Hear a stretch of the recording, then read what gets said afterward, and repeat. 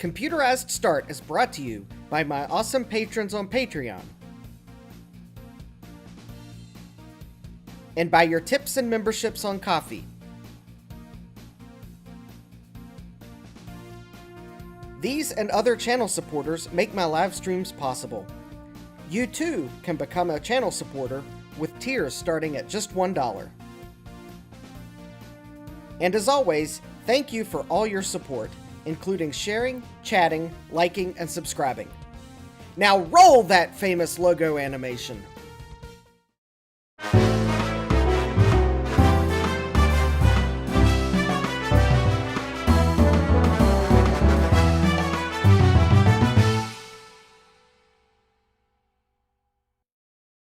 Good evening and welcome back to Computerized Start Live! I'm your host, Justin D. Morgan. And I pushed the start time too soon, because I realized everything I needed to do while the credits were rolling, and I'm going to have to go upstairs and take some Tums at some point sooner rather than later, so don't be surprised if we get through Wheel of Regrets and then I go get Tums. So that those Wheel of regrets don't turn into heartburn regrets. But let's see here who we have in the chat. We have Francois. You too can become a Patreon, but I don't see Bono on the list. We have Thomas Armstrong. Why in the world is YouTube showing me handles and not names? I don't know. Thomas Armstrong says, did you eat my daughter's cooking? No, I overate lunch because we had our Thanksgiving luncheon today. We have Joe's Computer Museum. Hi, Joe. Welcome. Just eat Spindler plastic, same as Tom's. We have Mega. Hi, Mega. Sadmac. We have Sadmac 356 saying, I don't know, honestly. Hi, Sadmac. We have I8386SX. Hi, Jesse. At least he's not getting Imodium 80 or Pepto. Yep, you are right about that. Let's see here. Who did I miss? Because I did not scroll up. Got Sadmac. We got Thomas. All right, I do not know. All right, is there like a setting I can change? No, I guess not. There is not a setting. YouTube has altered the deal, and I guess we have to pray they don't alter it further. All right, Ko-fi Go link is in the description, and before YouTube's changes give me even more heartburn, let's go to this following important announcement.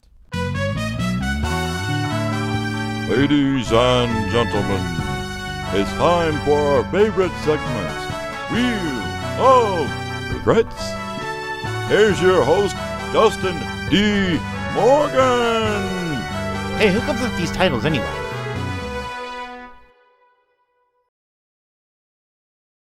Yes, Thomas Armstrong recognized the Star Wars reference. All right, we have 3 items in Wheel of Regrets today. The third item is third not because it arrived today, but because it is the largest box, and you can see there's the classic capacitors and the deoxit, and there's the dielectric grease. And 2 of the 3 potential regrets. So this first item comes to us from an eBay seller in New York State. So hi to all my eBay sellers and viewers in New York.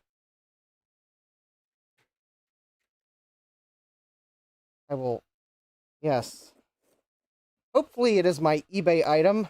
Sadback says it's third for structural integrity reasons. Yes, in a way, yes, that is correct. Believe me, I thought about opening it first for it's the most likely to be the regret of the evening. But, it is also the largest box. Jesse says it's a load-bearing box. No, we'll just say that the seller sent me an offer for the item. I asked them if they could please double check the shipping amount because it seemed exceedingly high. And they said, yeah, we've found something else we can ship it in, and here's the much more reasonable number.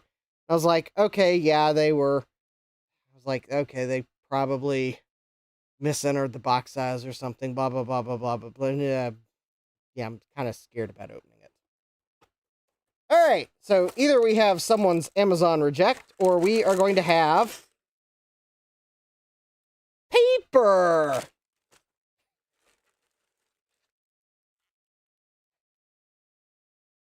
And bubble wrap. Talking about load-bearing bubble wrap. It has load-bearing tape on it. Mega says, biggest box, smallest item. Well, actually, Mega, I don't know. You don't know what's in there. Granted, you probably still don't know what's in there.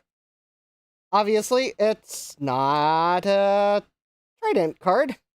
We have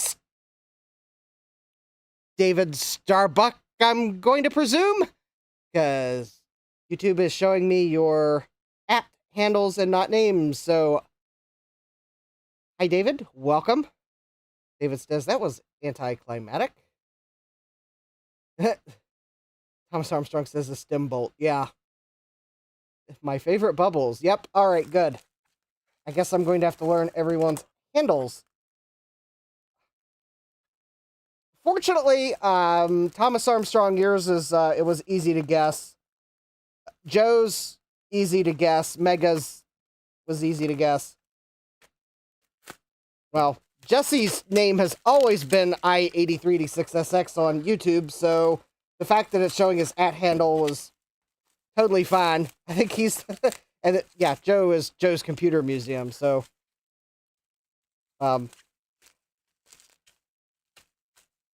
However, there are 2 Starbucks, although it's usually David that's the one that pops in the chat. So I had a 50-50 guess, but it was probably more like a 70-30 guess, because it's David is the one that's more likely to be in my chat.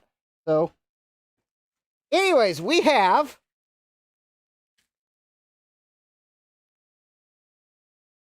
Now with a slightly bent pen or two because of the unpacking job. Of course, they might have gotten bent packing it. We have an Intel overdrive processor, the DX2 ODP66. Look at that lovely little processor with a few little bent pins. More bent pins the more I look at this.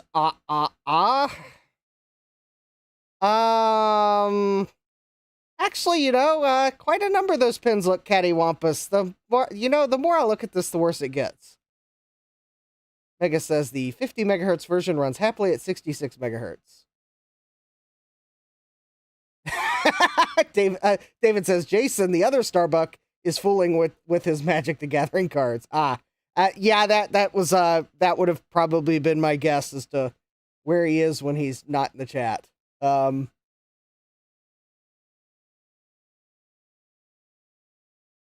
Yeah, Sadmax says, yeah, some of y'all, I'm pretty sure which one you are, but just in case. Yes.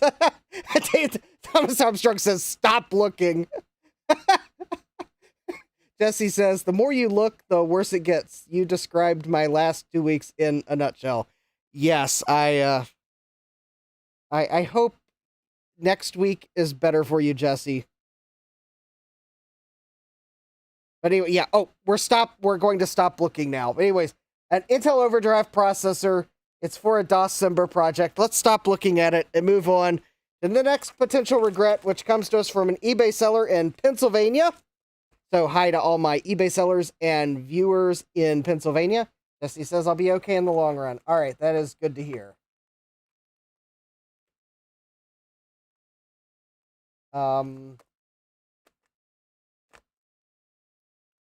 So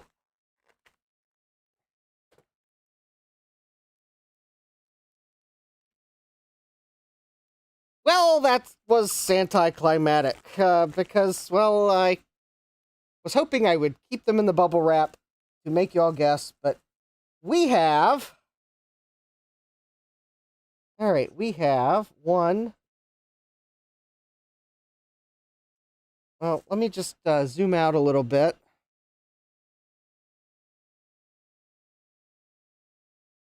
All right, we should have 50 total memory chips here.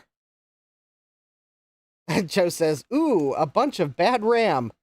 Actually, the eBay seller tested it.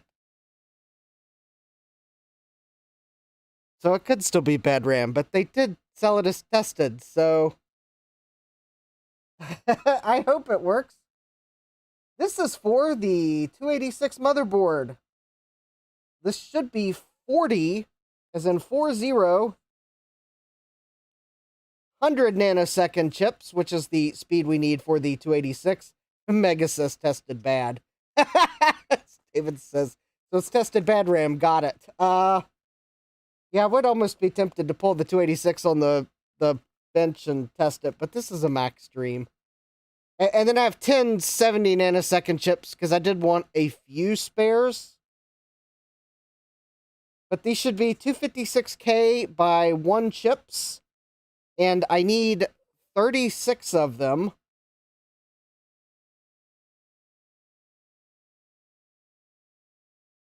No, I need...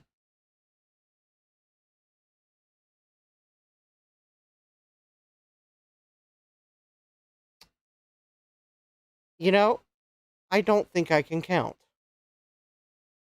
All right, let's do some simple math here. I have a 286 motherboard. It has 512K of RAM. I want to upgrade it to 1 megabyte. It uses 256K by 1 chip's parity. So you need 9 chips to go up to 256K. You need 18 chips to go to 512K. I ordered 50 chips. I only needed to order really 20 to 30 chips. I guess I have extras for the next 286 board. I was about to say I needed 36 of them to upgrade the board, but that is... I believe it's only 18 to upgrade the board. David says, math is overrated.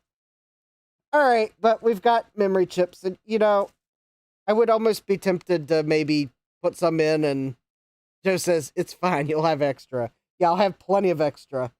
Actually, I think that means that I will be able to use 18... Oh, I'll be able to use these chips, because I have 30 of the same brand, so the second 512K will be matching RAM. That's good. All right. The seller had them at a really good price, so I did not spend a lot on this memory. I don't remember what I spent on it, but I want to say that it was like...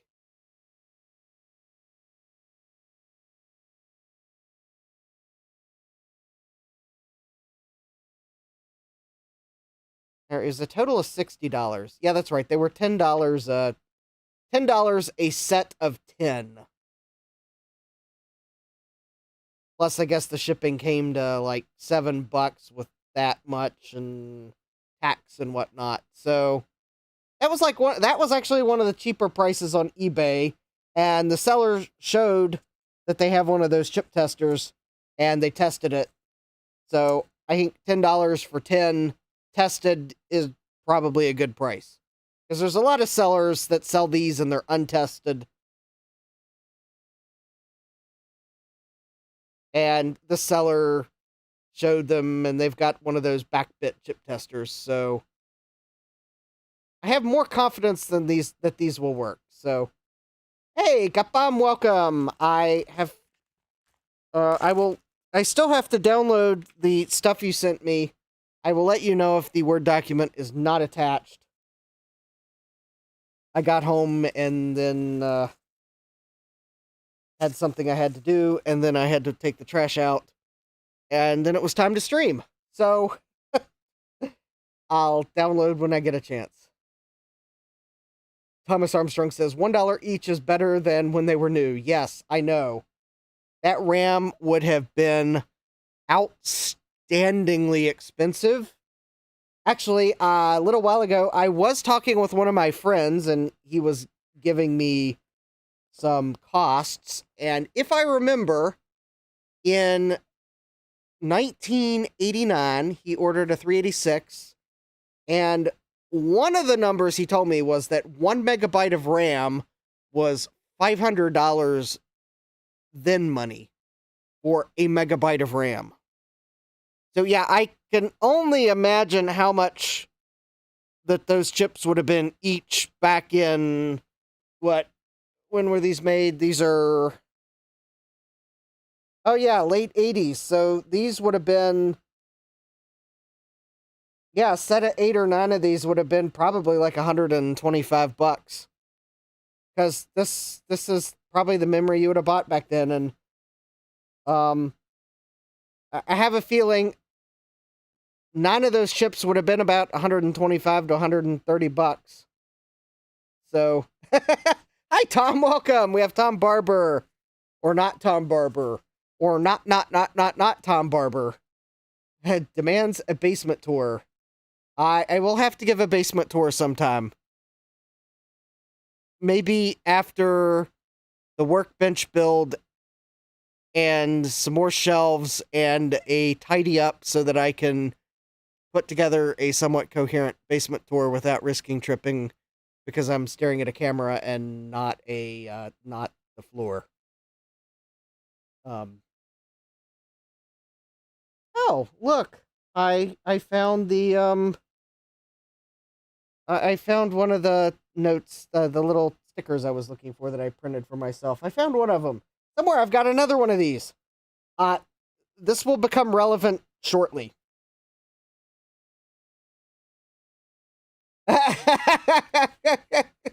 Tom Barber says pre-mess basement and then post-mess so we can compare. What, are you afraid I'm gonna get rid of some computers? All right, this next item comes to us from an eBay seller in Idaho. So, hi to all my viewers and eBay sellers in Idaho.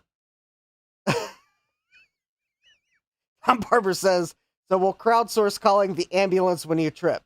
So what you're saying is you'll dial 9, and then Retrotech Chris will dial 1, and then you'll have Thomas Armstrong dial 1, and then you'll hope the call goes through? Despite the fact that we have 3 different phones with 1 digit each? Tom says, exactly. And despite the fact that one of Thomas Armstrong's in Canada, so I don't know what dialing 1 in Canada gets, but it's probably not an ambulance. It's probably a, your call cannot be completed as dialed.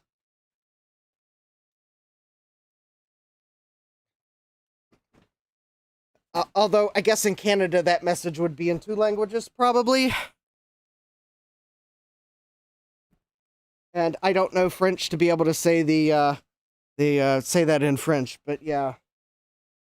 To make a call, press dial the number you were given. All right, let's open this box here. It's Fragile.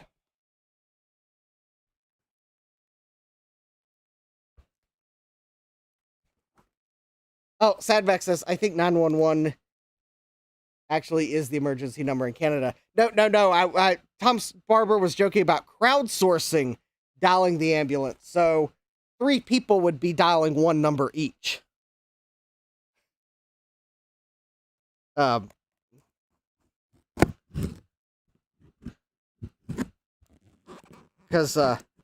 yeah, I saw exactly what he put. He said crowdsourcing calling the ambulance, not, that's what he said. Sadvac says, yeah, that's just not going to work, lol. Yeah, he didn't say crowdfunding the ambulance. He said crowdsourcing the ambulance. Tom Barber says it'll work if you believe in it. All right. this might also be a case of this will work if we believe in it. All right, does anyone want to guess what is in this box? I will give you this clue. It is not a single Trident card. All right, clue is over. Also, I would open this right side up, but the seller's address is smack dab on the... Oh, here we go. I just realized. I have address redaction tape on my bench. One moment, please, while I redact the address so I can maybe open this a bit easier. Sadmac says, it is a box of assorted DVDs. Tom Barber says, Party Line 911. Sounds like nothing could go wrong. Francois says, I can't read French either. It's like German to me.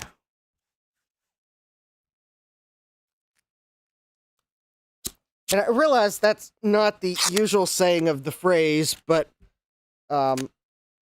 when you know a little bit of Greek, you can't use the phrase, it's like Greek to me, to mean that you can't read it. So I got to pick a language that I don't know any words in, and German will have to be the stand-in for it's Greek to me. At least I picked another country in the European Union. I'm sure Germany would probably have rather picked some other country, but well. Francois says, so I have dishes now. I can cook at 3 a.m. Oof.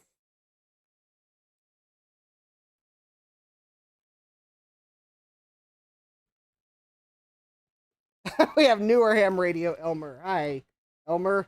So it's a leg Christmas lamp. No.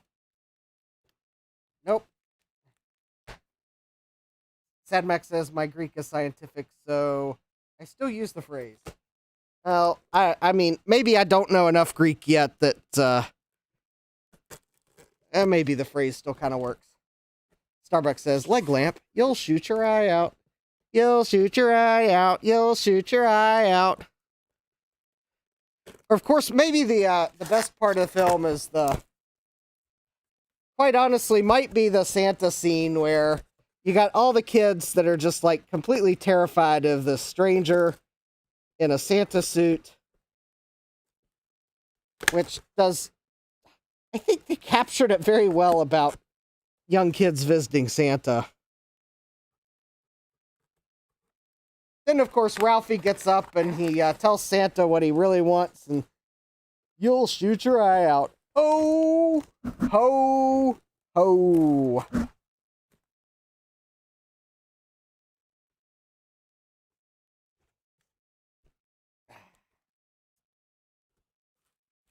Maybe someday I'll get this open. Oh, looky here. This seller used a priority mailbox to add cardboard.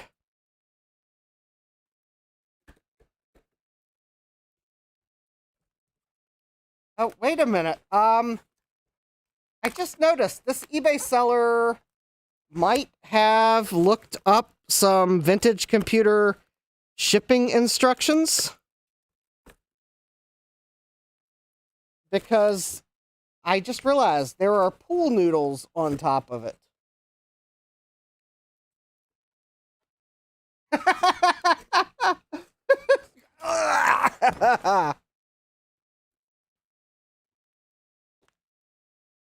Also, they used that strapping tape, or whatever they call it, which I guess is probably good in that it did not bust open in shipping.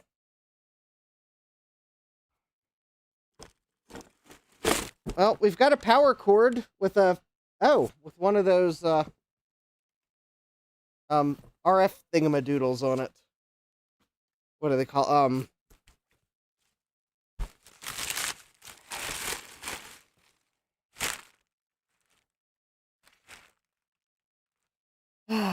surprised no one's started lobbing beige-colored guesses. I mean, I guess I should be thankful that maybe they tried to ship this.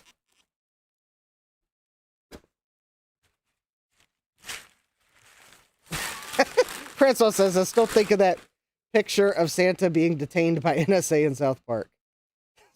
David Starbucks guessing another 2SI. Francois says, they know if you've been good or bad. Yeah. No,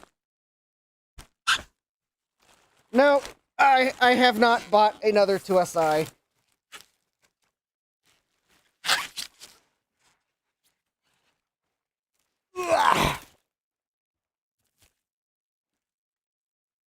All right, so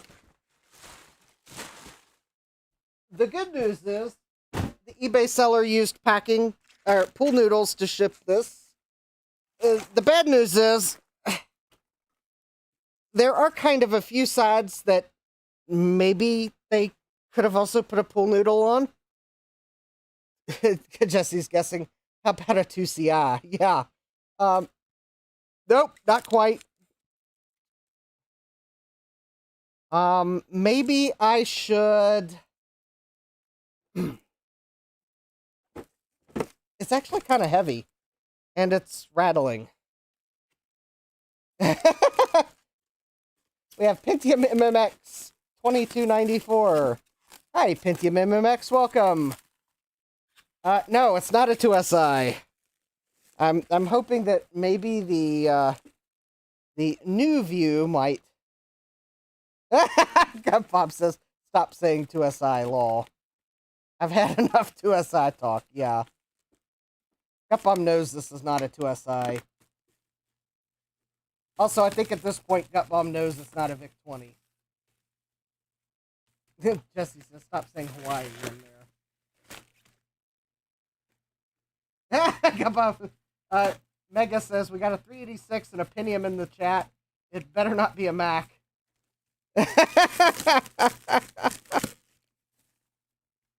There better not be a 2SI hidden in this.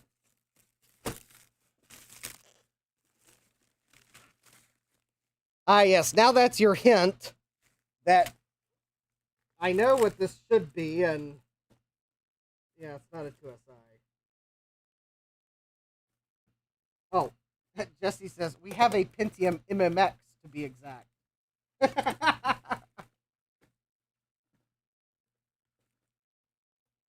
Well, to our 386 and our Pentium MMX, I do hate to disappoint you, but if my suspicions are correct, this item contains neither of them. David says, it has a handle, 2SI portable. All right, well, you got the portable part right.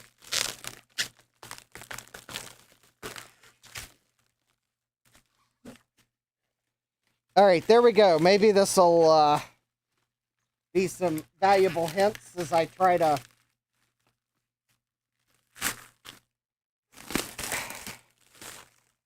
I think they used like a quarter of a roll of packing tape to make sure that the pool noodles stayed in place. I guess at least if they were going to use packing tape and not masking tape, I guess I do appreciate them taping the pool noodles to the plastic and not the computer. Well, I just admitted this is a computer.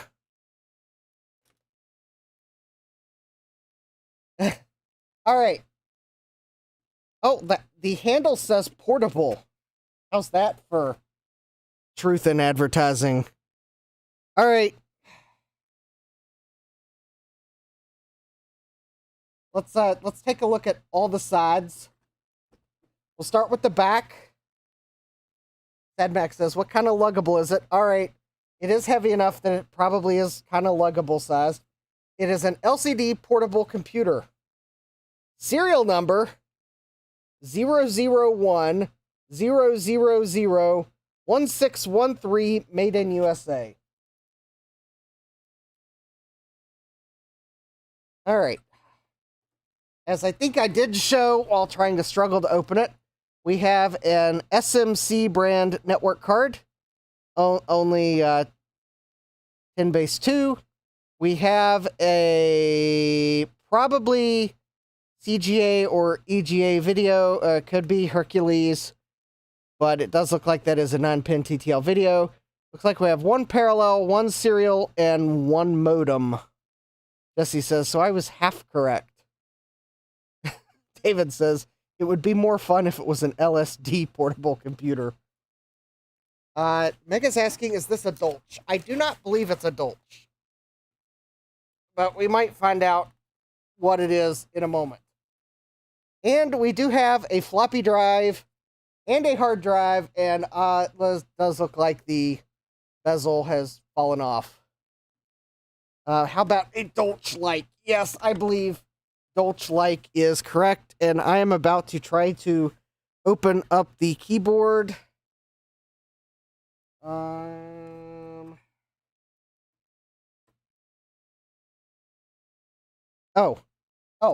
There's two buttons on the top, which I thought they were feet for some reason, but these are buttons. You press them, and the keyboard releases, and we have a keyboard. Mega says, okay, now you have my full attention. Bob says, it feels like lunchtime. Yes, I think this is one of those lunchbox PCs. It is very Dolch-like. I'd been watching it for a while, but the seller's initial shipping quote of $141 kept scaring me off.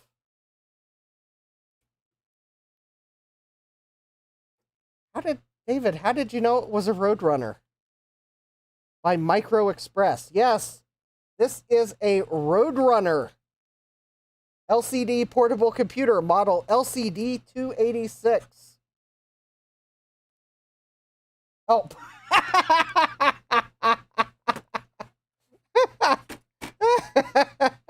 Because David was telling me to watch out for the coyote. I completely forgot that it had the brand on the keyboard. All right, how about let's do some potentially regretful testing here. No. I heard something rattling in it. Let me see if I can open the back cover first. Before I power this up, let me make sure that I know what the loose item inside is.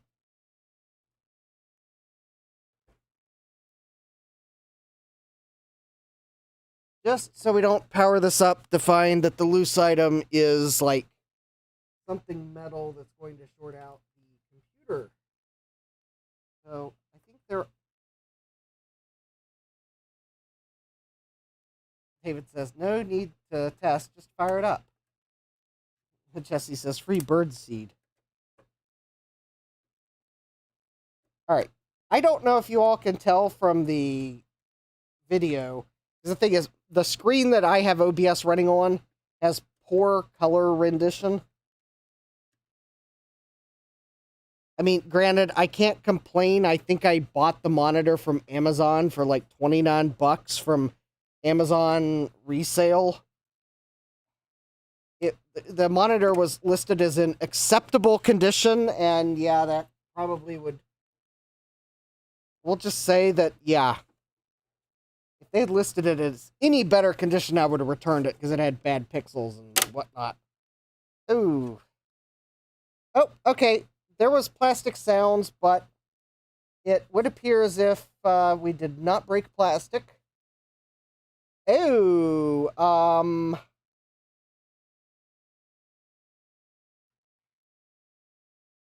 we are going to get rid of the evil battery pack, like, right now.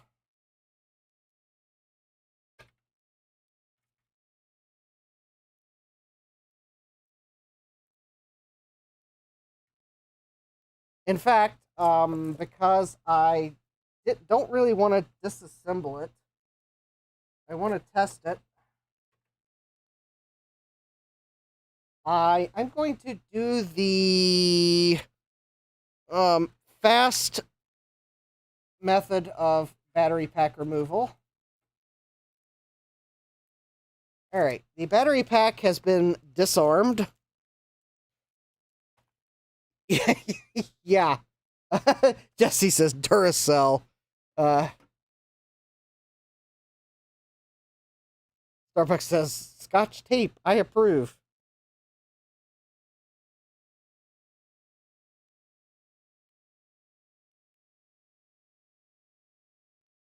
Well, at least the Scotch tape wasn't playing some solemn hymn of remembrance for the computer. That would have been a really bad sign. Of course, it would be playing it on bagpipes. Yeah, if we'd opened this computer and heard bagpipes, that would have been a bad sign from the Scotch tape.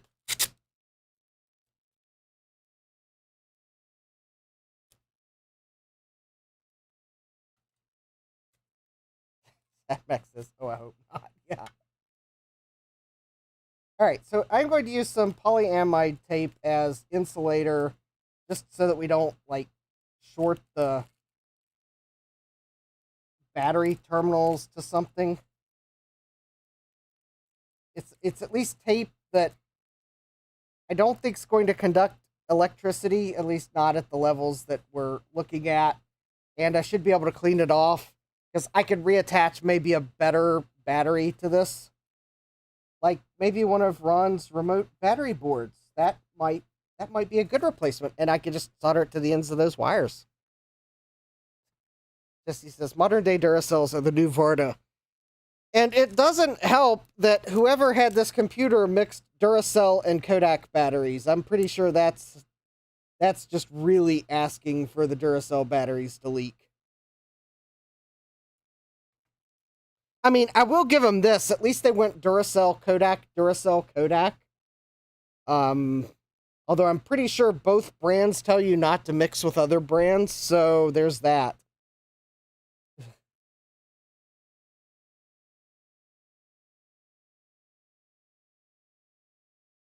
Yeah, I was not expecting the batteries in. All right, so let me just double check. Oh, I am glad I looked, because guess what? There is a loose screw in the case.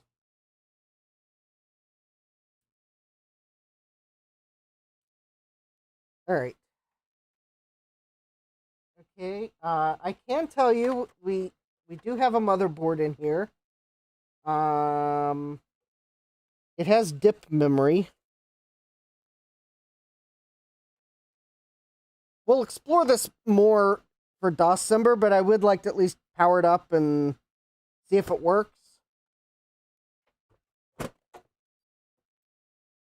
All right. So how about we'll do this? We will I will turn the power switch on. I will plug it in. And then I will go behind my safety blast shield that looks like a toolbox because I'm a big chicken. And I will turn my smart outlet on from there. And that way, if the computer blows up, I will be protected by Stanley. Stanley is my bodyguard. Stanley's also my toolbox, so everyone can say hi to Stanley. I know it's a creative name, isn't it? See, Stanley even has an official name badge. It's like the most amazing thing. I think he has the nickname Ball Bearing, but his name is Stanley. Cut Bob says, I thought maybe the dino's name was Stanley. Okay, that dinosaur ain't protecting you from anything. It'll catch on fire. We don't take tantalums to the dinosaur because we don't want them to throw a temper tantrum near the dinosaur. All right, so there we go. You should be able to see the screen. I'm zoomed out as far. Anyways, well, I am really hamming this up for the live stream, and then we'll get to the Macs because we got the power boards. But anyways, all right. Possible smoke test in 5 5, 4, 3, 2, 1. Oh, well, hey, look at that.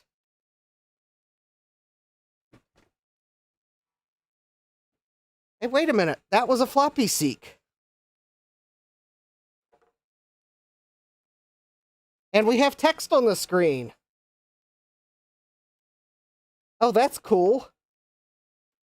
There's a little switch you can flip to invert it. Hey, that screen actually looks pretty good. Yeah, it works. So the good thing is the seller's packing didn't do any damage. Spoiler alert, the seller showed it on, so I was figuring that powering it up would probably not cause much damage. Alright, I don't know what kind of video this is, but I'm presuming it's...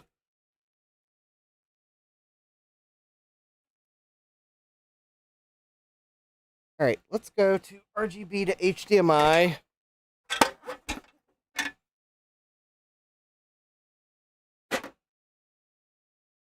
I've got RGB to HDMI on HDMI 2, I think. Oh, here we go.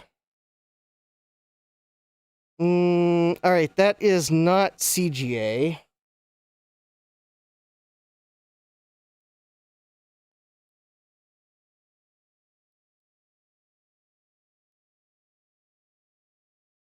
It's kind of flickering.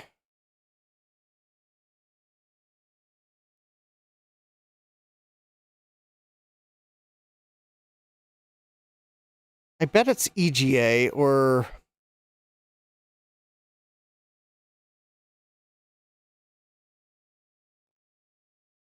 I'm trying to find the video mode and not have it be a flickery mess for people who are flickery sensitive. It is definitely a TTL video, but at the moment, it until I figure out what profile it needs to use, it's...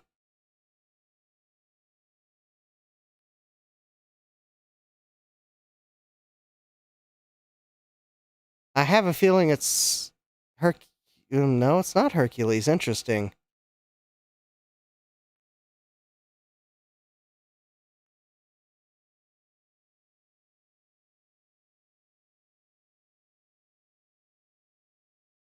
Wow.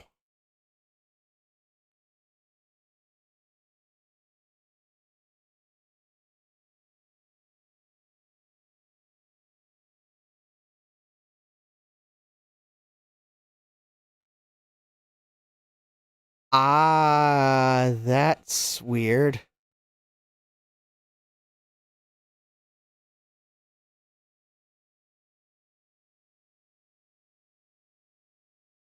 All right.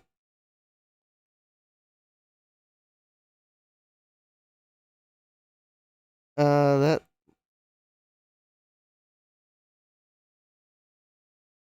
All right, let me get to... Let me get to some mode that's not just completely silly. It's possible the video card's set for some weird mode and I may need to change the settings.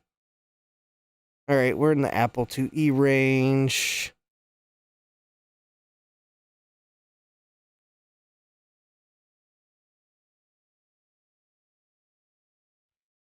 I have, like, completely gone almost all the way around. Alright, let me get this back to, like...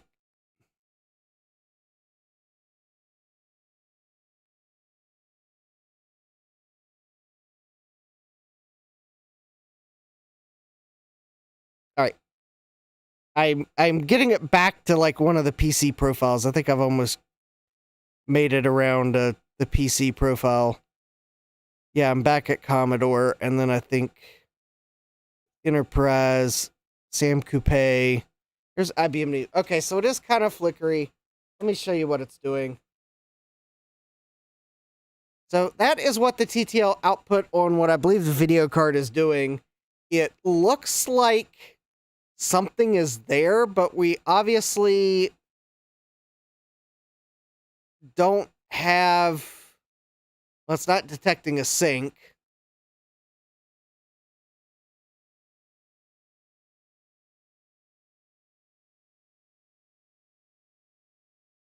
And I don't know.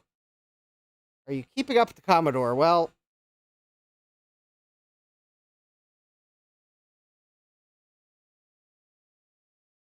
anyways, so what does the screen say right now? Oh, I forgot to plug the keyboard in. Well,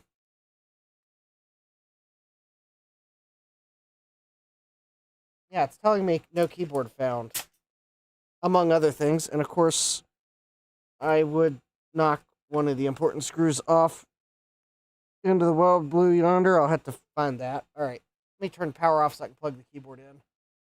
That, David says, is trying to upload an alien DNA.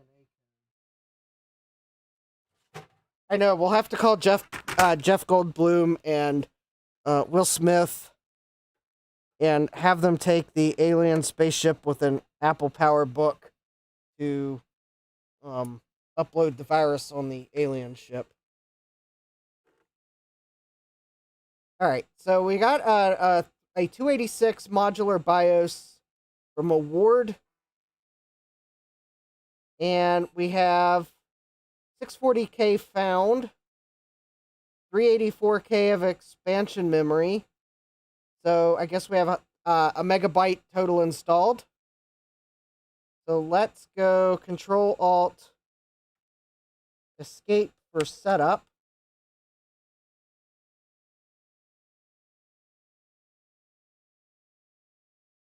Ah.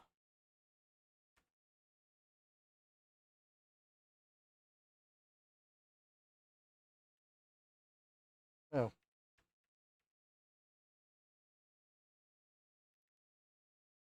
Let me give it a date here. Let's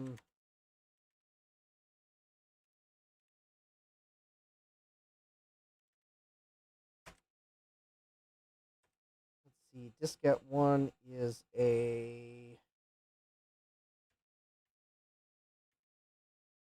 1.2 megabyte disk. Oh, I don't even know what type disk it is.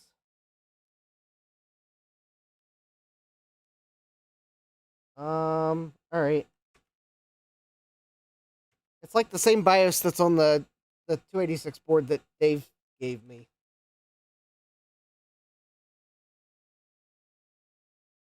Equipment configuration error runs setup. Yeah.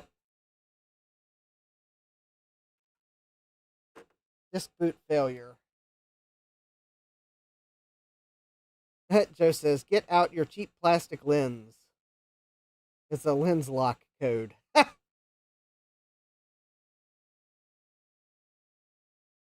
Well, okay. I guess the good news is it looks like it works. Or at least it powers up. It has a megabyte of RAM.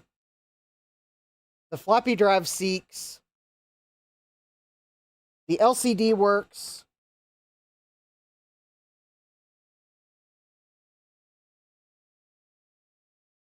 Actually, the LCD has decent contrast.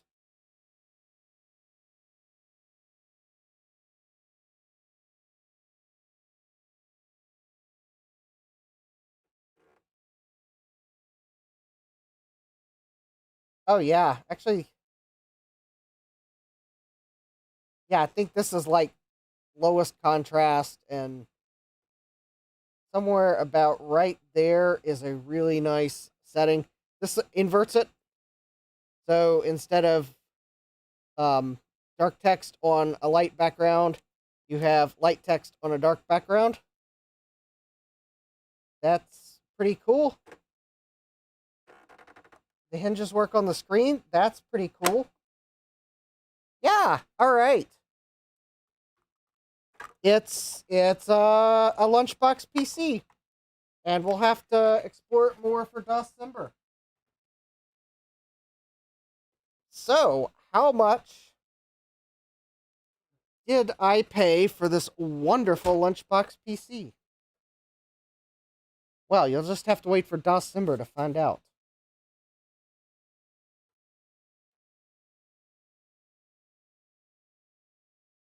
Although I am curious what kind of hard drive that is, but it looks like a Western Digital, but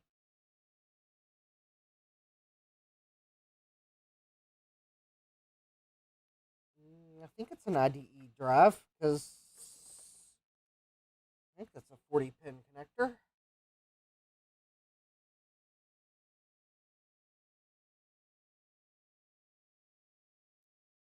Anyways, Capbomb says, hopefully you paid less than getting lunch at Five Guys. How much is Five Guys up to these days? Like,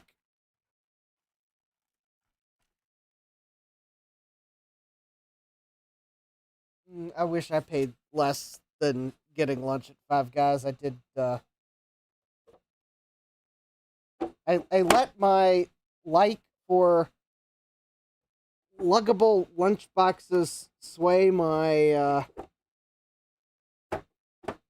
eBay splurge for December. F-Bomb says almost $20 for burger, fries, and drinks. Oh, a drink, not drinks.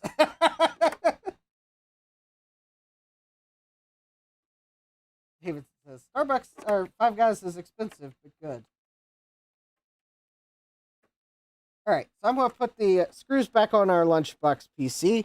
We'll put the keyboard back on, and we will pull this back out sometime during December, and we will explore it more, including seeing if we can get it to boot off a hard drive.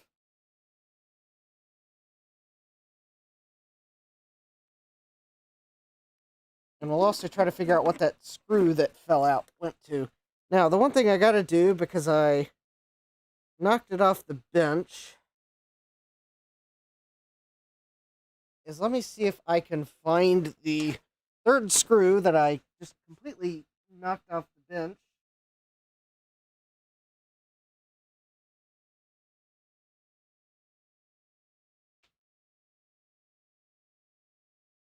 And the answer would be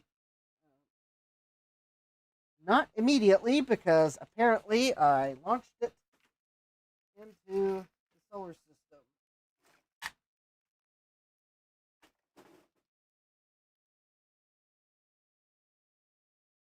It's probably under my workbench.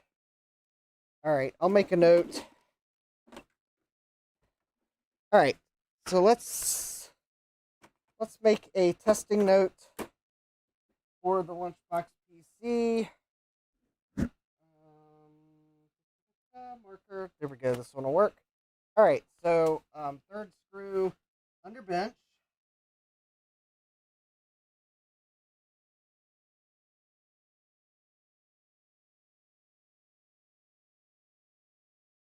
Question mark. Hard drive type. Video out. Yeah. Jesse says I've never been to Five Guys.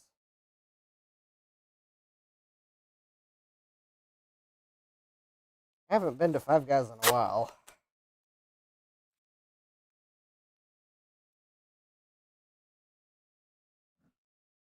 Doesn't help that I moved far enough away from them that they're kind of, when I want a hamburger, they're not at the top of my mind.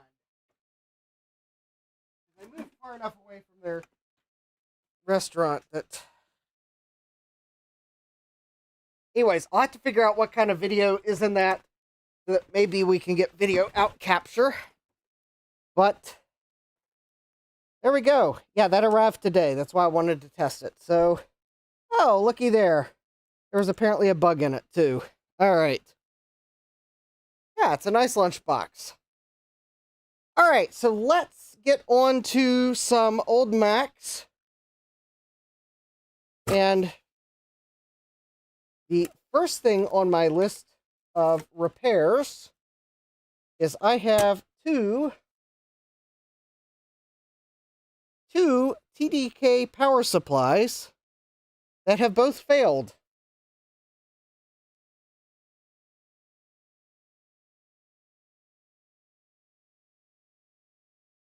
So this one is from the LC475 from Japan, and it is not working. I think by not working, it's dead. Greetings, TX Viking. I do apologize. YouTube has decided to only show me handles tonight.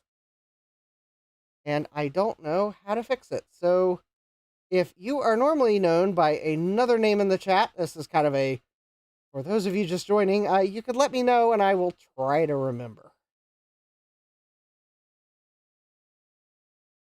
And I'm going to let YouTube know that, no, you need to show people's names. Oh, it's Stian. All right. Thank you. All right. David Starbuck. He let me know. All right. Hey, Stian. Welcome. I will try to remember. All right. So I've got these two TDK power supplies. This one's from the LC475 from Japan. This one is from, I believe, an LC2 that has an accelerator card in it. Now, I have previously recapped both of these supplies, and they were working after the recap. However, they have since stopped working again. And when browsing sites such as Tindy, I sometimes run across cool products. Although I probably ought to browse other sites too, but this here is a replacement power supply that fits the TDK 6140003, and it's got Meanwell supplies to replace the old power supply. And we have Dave's Vintage Apple Tech. Hi, Dave. Welcome. So I got version 0.4 because the newer version does not support the LC2 Thunder PDS accelerator. And I believe the Thunder PDS accelerator is basically the accelerator that MacFX cloned, because the picture they show of it on their ordering page looks exactly the same. Dave's asking, did I get the classic running? Yes, I got the classic running. The CRT doesn't get as bright as I think it should. That's probably means I need to adjust the sub brightness or deoxit the potentiometers. I need to order some deoxit for potentiometers. I think I also need to replace the horizontal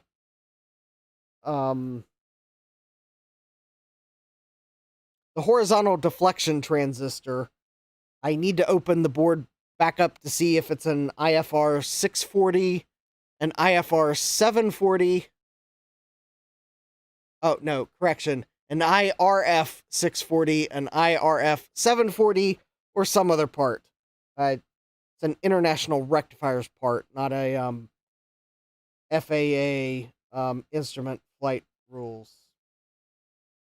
Fun with acronyms.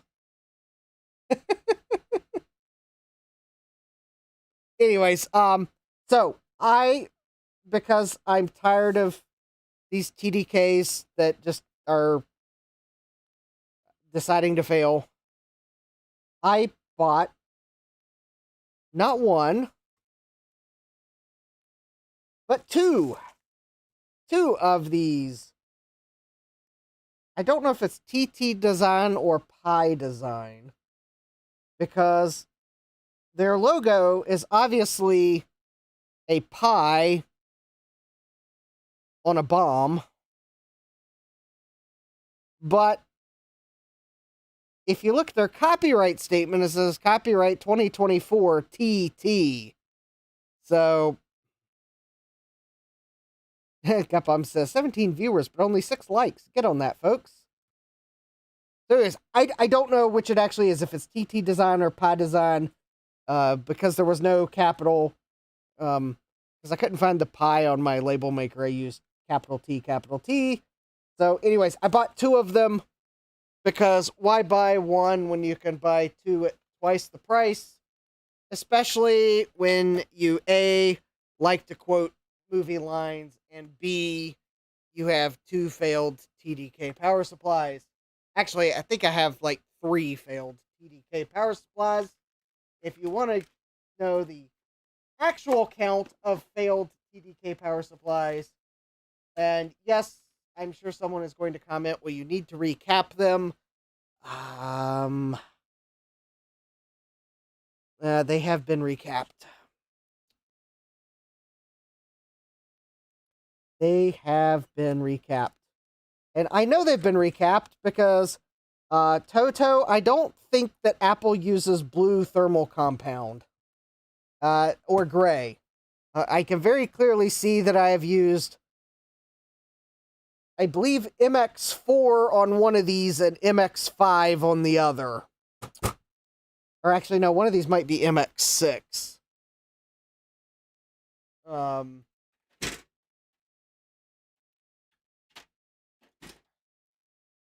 Because I think it was MX6 that was light blue.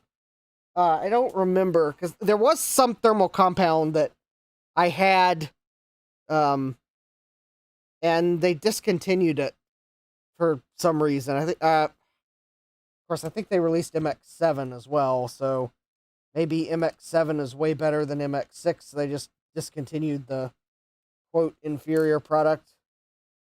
Oh, look at that. That's weird.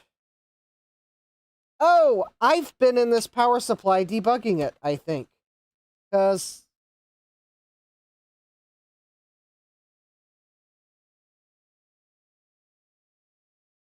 that's obviously the optical isolator, and it's out of the board.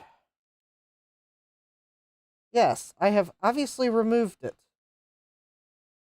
But anyways, I know I've recapped these because clearly that's a Worth electric cap, and that was not a brand Apple used back in the day. And Nichicon. And if I'm not mistaken, yeah, it's a 400-volt cap. Yeah, I've been in this power supply and I've recapped it. That's... Oh, and there we go. I've even tried replacing the MOSFET in this one. And don't worry, the MOSFET is normally isolated from this metal plate with a rubber tube or something, but this replacement MOSFET has it's plastic, so it's insulated, so I didn't need to put the rubber shield on it. But it kind of looks like I thought the optical isolator might be bad on this, but then again, I might have removed it for testing and found it was fine. I'd have to go back and watch the wherever I was when I looked into it. But anyways, I'm going to fix this power supply along with the other one. We'll open this one up because I don't think I've opened this one yet. But we're going to fix both of these by replacing the guts. And then that way I know that I have 2 power supplies that are good. And then I can deal with fixing these later. Because they're probably going to need more time for me to figure out what fails in these than I want to spend. Because the other thing is, I've had enough of these TDK power supplies fail that I just decided that, all right, I want to at least make sure I have 1 or 2 of these power supplies that have good guts, and I don't have to worry about the power supply failing. Fortunately, both of these seem to have failed by just like losing voltage. I think one of them has low voltages and the other has no voltages.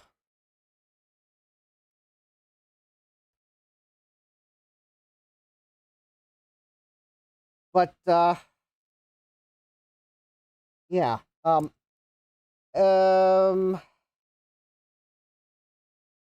Actually, this other power supply might have actually been in an LC, not an LC2. But the thing is, the LC2 that I have the accelerator in currently is missing its power supply. So Jesse says if there's a reproduction board, chances are these TDK units are dropping in droves. Yeah, I have a feeling that these. Quite honestly, I never really thought that TDK was a leader in power supplies. At least not in this time era. I mean, maybe I've seen TDK power supplies more recently, but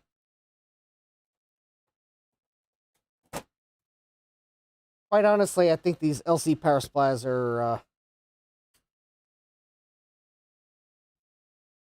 Yeah, I have a feeling this weren't their best design because I think they because I think I've seen TDK Lambda power supplies.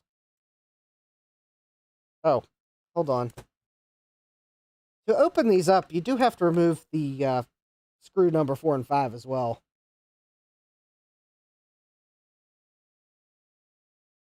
Yeah, the LC's TDK seems to be the one I see most often. Yeah, I more associate them with like floppy disks and VCR tapes. Yeah, magnetic media. I magnetic media. I'm like, okay, TDK was one of the better brands, or at least I never really had a problem with them. Yeah, David says TDK made the best cassette tapes. Yeah, their magnetic media I never really had a problem with. So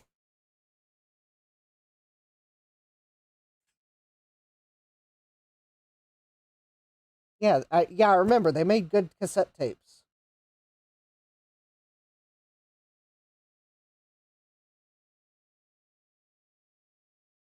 I don't think I ever really had a problem with their floppy disks either. At least not the like the older ones. I would say like the ones they made when they knew that your data depended on that disk being good. All right, so I can definitely tell you this one has also been recapped. Because this one has Rubicon and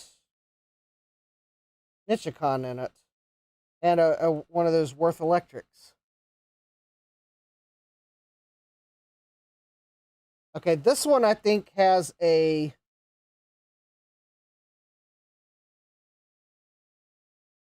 Oh, interesting. Okay, this is very interesting here. I have also replaced the MOSFET in this one because I think the original MOSFET failed. I am wondering if the MOSFET I picked as a replacement, despite the fact that I tried to carefully pick one with similar characteristics, I am wondering if either the MOSFET I picked really isn't a good fit, or there's just something wrong with these power supplies and they're just going to eventually fail. The other thing that I'm seeing is that is quite interesting.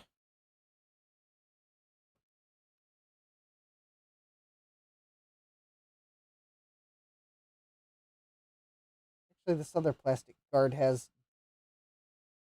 Maybe that's just dust. Because there is a fan in the LC and the LC2 and 3 and 475.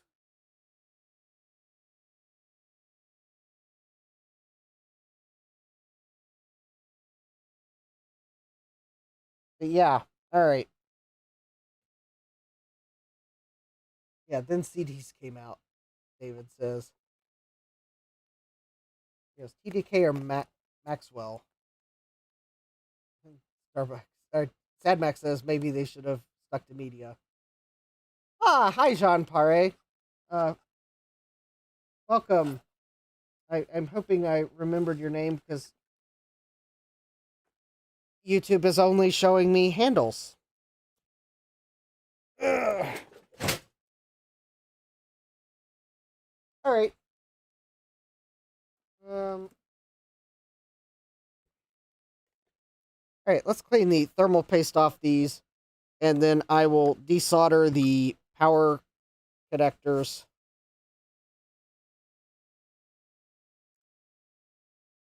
And then we will install the new power supply. Basically, I don't want to get, because I'm not going to throw these boards out in case I can fix them.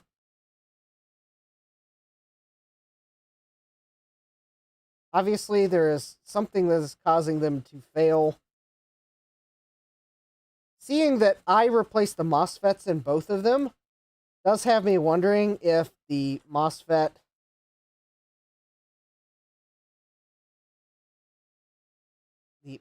replacement I picked was a poor choice. It is also possible that it has nothing to do with the MOSFET. There could be some other component that is likely to fail. It could be that, yeah, there could be multiple components that are prone to fail on these, because there are a few ICs. It is possible that in these two, the MOSFET failed first. I replaced the MOSFET, and then the another component that is also likely to fail failed in them. So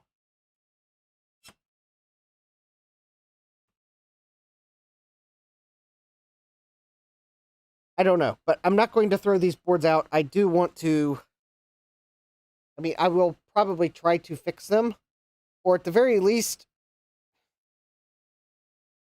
because I will probably have more TDK power supplies, probably keep them for parts in case I figure out what's failing in them. Because there is an opto isolator. It is possible the opto isolator fails. That would probably be replaceable, but I think there's also a power supply controller chip. Possible that's what's failing, and that's probably not replaceable. Although there is one thing, though, on this one power supply here, it just says it's not working. All right, there's one thing I could check. Because I'm fairly sure on the other one, I would have already checked it.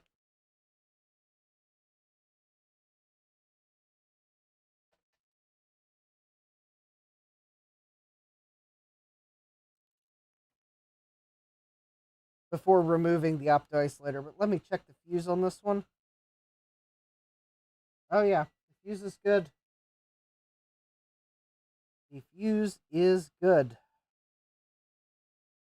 All right. Yep. Tonight is not the night for troubleshooting these, because I've got these two power supplies. We're going to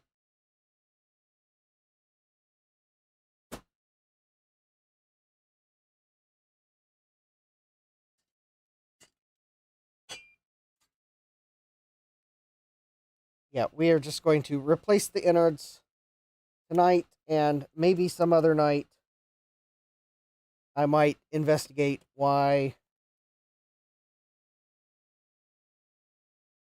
they failed. Now, I should probably go ahead and give my usual power supply disclaimer. Power supplies contain components that operate at high voltages. Don't work on a power supply if you don't know what you're doing. You should not, definitely don't want to work on something, especially desoldering the live wires while it's plugged in, but you will note that these are unplugged, both of them. They have not been plugged in for several months, possibly even 6 months or longer, because I think at least one of these I discovered it was failed for Marchintosh, and I'm just finally now getting around to doing something about it. So, yeah, you're doing this at your own risk. Don't come crying to me if you touch one of the zappy parts. But yeah, the capacitors in these can hold a charge for some time, although I do know there are some properties of capacitors that I've recently read about that can cause them to, I forget what the scientific name is, I'd have to go look it up. But capacitors and other electronic components can actually regain a charge after they discharge. I forget the name of the phenomenon, but it's basically some components might have a um uh, they might, it's kind of almost like they might be happier at a slightly energized state, so they might, I don't know. I'm not an electrical engineer. I can't really explain the phenomenon. Um, so yeah, you probably you don't want to just work on one of these unless you kind of have some knowledge of what you're doing. Although I will say, installing one of these kits, I believe they have instructions, which I have not looked at because it's fairly straightforward. I would say, though, if you're just going to like replace the guts of one of these power supplies with something else, it is probably something that is easier to do than, say, recapping the power supply, because someone's done the work for you, but still it's at your own risk. If you've never worked on a power supply, you probably want to make sure you read up on what you need to do first. So, anyways, the cool thing about these is they are designed to fit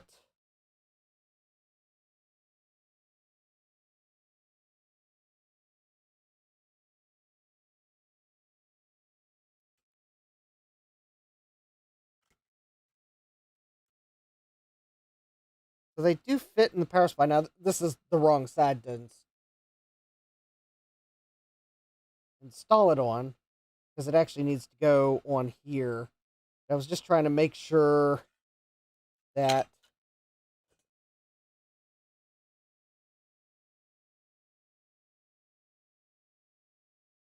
I had, I think it goes on like this. I was very much tempted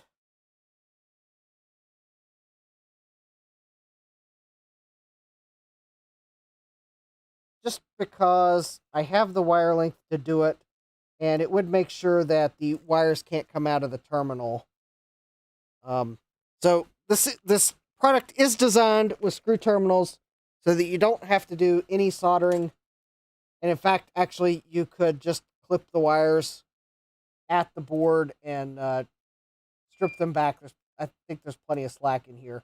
But I am going to make one slight modification to the install process. I'm actually going to remove the terminal block, and I am just going to solder the wires directly to the board.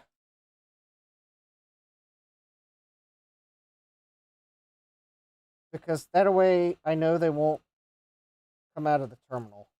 I think, I'm hoping that there is enough, that the hole's big enough to do that. Otherwise, I may be soldering this terminal back on.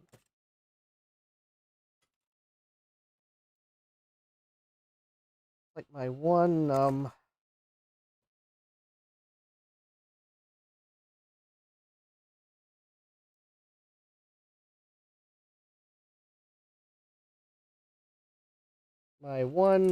slight modification. yeah, if you've got a yes, um, Jean Francois says if you have an Apple II working on a power supply, it is almost a necessity, unless you like the smell of Reefa cap. All right, I would say that kind of the I have to say that kind of the you do it at your own risk, because this I'm doing this for entertainment, not as a how to. That being said, there's nothing. I would say that it for a lot of this, it is things that you can learn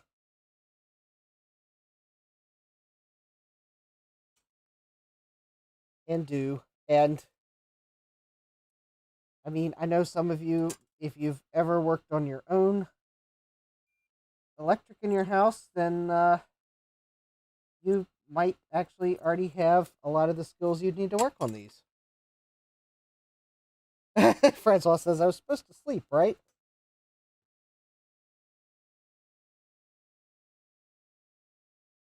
Well, yeah. Anyways, let's see if. So, that being said, I think.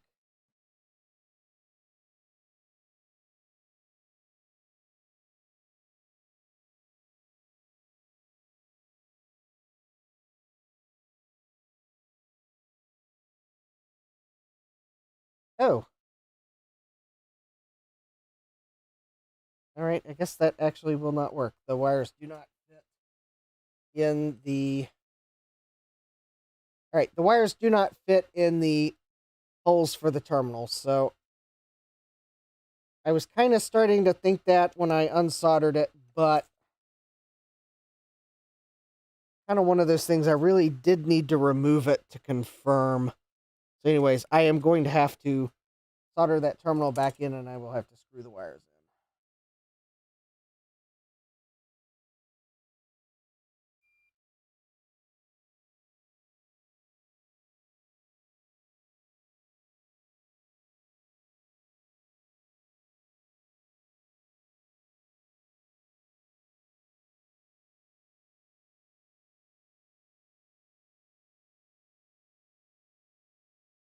Not that big of a deal. I'll just have to.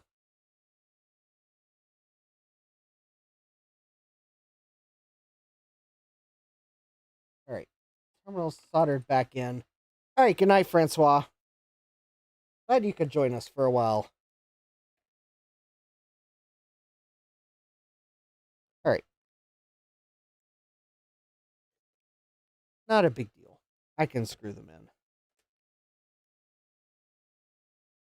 Just kind of one of those things. I was thinking that if I could solder them in, I would.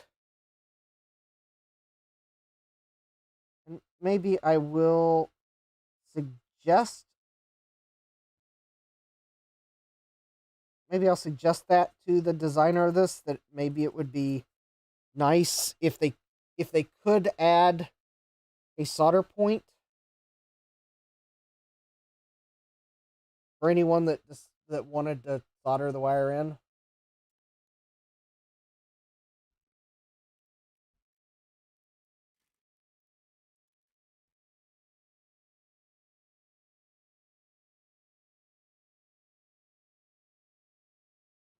All right, I gotta find my screwdriver set. That's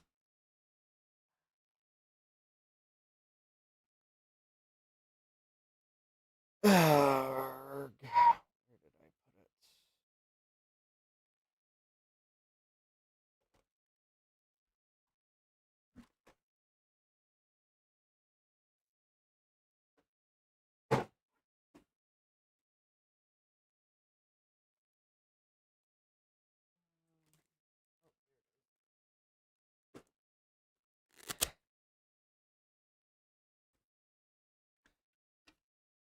All right. Let's see here.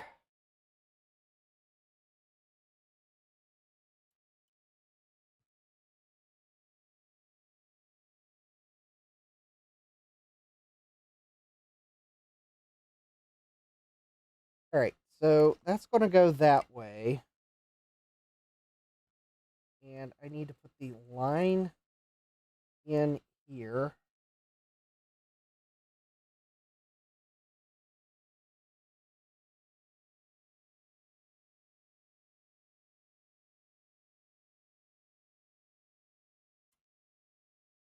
I want to make sure I get that nice and tight. And then so the line is the blue one. No, the line is not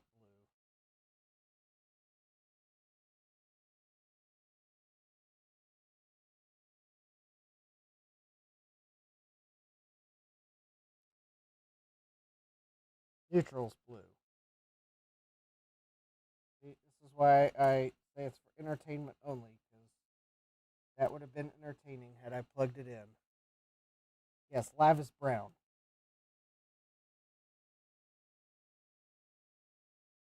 The mnemonic you can use to remember which one is live, if I'd only done it, is that,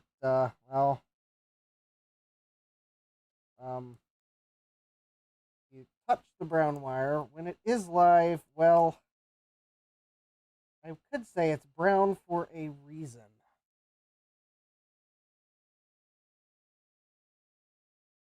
And maybe for the if anyone is wondering, for me to clarify, I will just simply say, in the family-friendly way, you may be changing your pants. All right, there we go. Just to make sure that we are clear on, not that you necessarily want to touch the neutral wire if it's energized, but yeah, the live wire is definitely one you don't want to touch while energized. It will give you a at the very least, it'll give you a jolt that will I think for this install, I do think you have to remove the plastic out of the bottom. It actually isn't really needed, I don't think, because all the electronics are basically in these three modules. But I don't think it'll fit with it there anyways. But all right. So I got to all right. So that is interesting. Oh, there we go. There we go. I was trying to get the wires so they would fit flush. So you kind of have to bend the wires that way, and it should go together.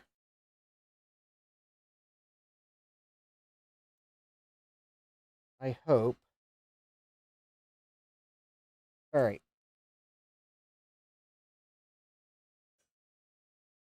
All right. So now we do want to put this shield back on, because there is going to be live voltages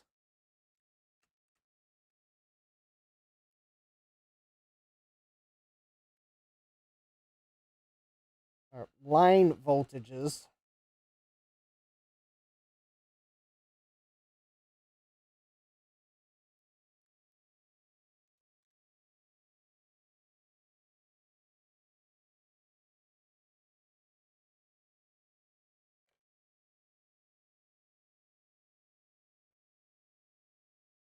all right,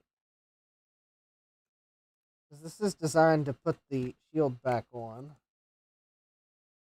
And yep, I think we will see that of the modules, the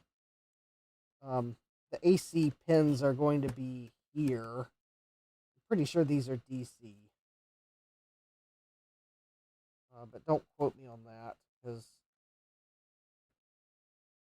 I didn't stare at the traces on the board long enough to confirm. But anyways, you do want to put this shield back on, because that will keep the metal pins from touching the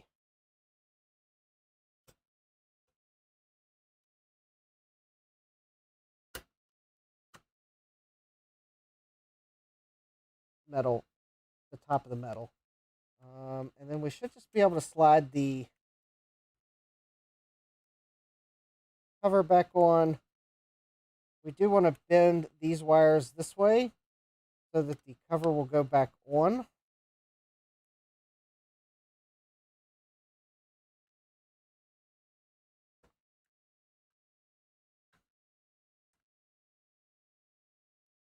And it does require getting the metal case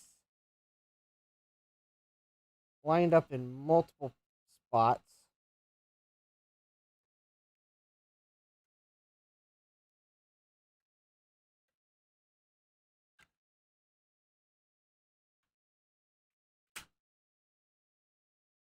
There we go. I think that's right. So now I believe we will find that there's nothing to put in these two screws.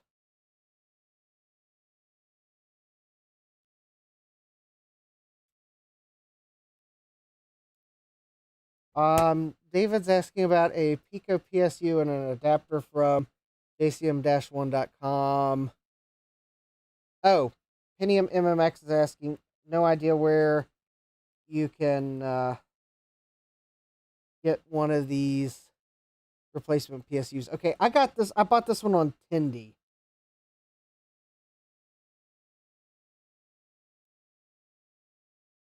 There are others. I think there are others out there, either now or soon. I don't. If Joe is in the chat, he can comment. I don't know the status on that. I don't want to like. Joe says the LC adapter does not yet exist. Coming soon. Thank you, Joe. I did not want to falsely come up with product status, so thank you for the update. That is why I bought these boards on Tindy, because I had enough of these fail that every time I wanted to pull an LC out and enjoy it, I had to play musical power supplies. So I went ahead and ordered these so I could at least get a couple power supplies working. And then when that adapter from jcm-1.com is available, I do plan on getting one so I can try it and at least be able to compare the options available.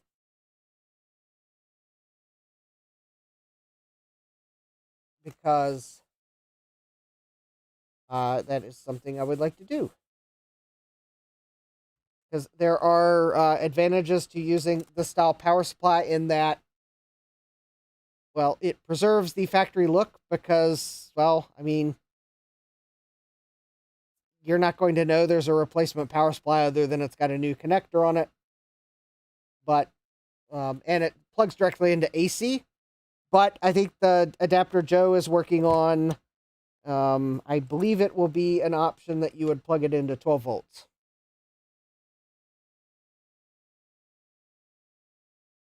Which, I mean, could also be handy because maybe you want to use, you've got 12 volt power adapters plenty. Maybe you would like to use an LC in your car that runs on 12 volts. I won't judge. In fact, I'm sure there's LCD monitors that you can run on a DC adapter and have an LC in your car while you're driving and play games. Just not while you're driving.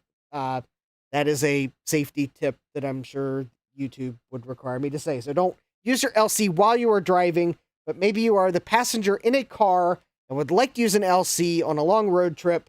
You have options. Yeah, Sadback says drive safely. Gutbomb says, yes, Ron and I built the one you're talking about. It runs off 12 volts. Sadback says, options are good. David says, those two fellows are pretty darn smart. Yep.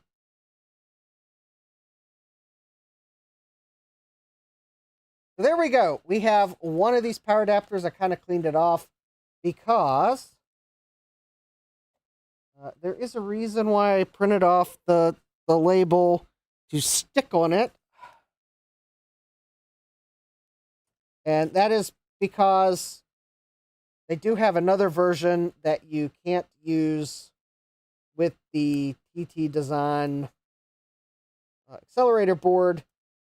And if I were to get one of those, then, well, obviously I would have to put a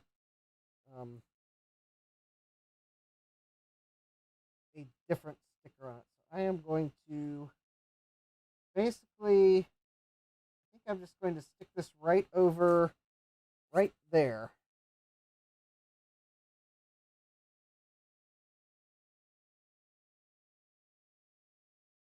Yeah, we have socket wrench. May I use an SE while operating heavy machinery? David says, of course. Gutbum says, please do not use an LC while driving unless it's a 475. Then go ahead. That's a good machine. Well, guess what, Gutbomb? All right, we've got our power supply. Let me go grab the computer that power supply came out of.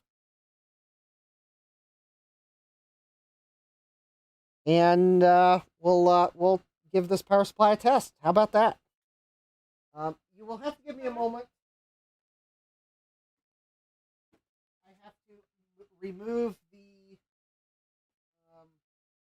box and pool noodles that the lunchbox computer was shipped in from out of the walking path, because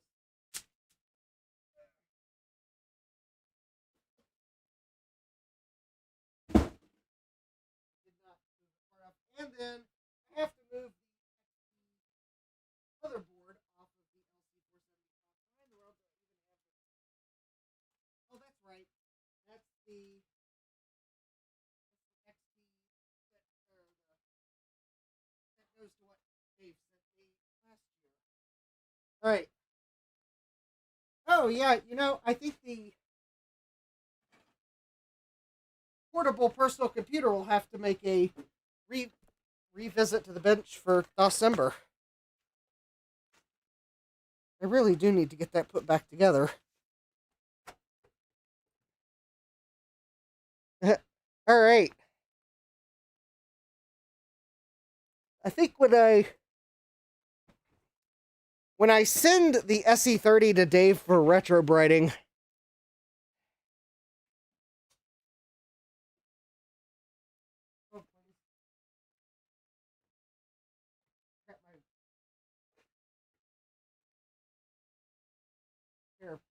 caught up on something.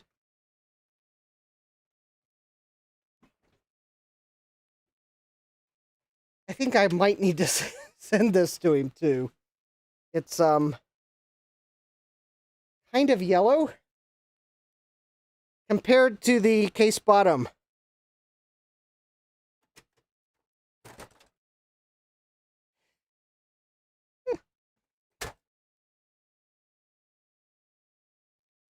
But yeah, this is the LC475 from Japan. Oh yeah, there you go. It is quite yellow.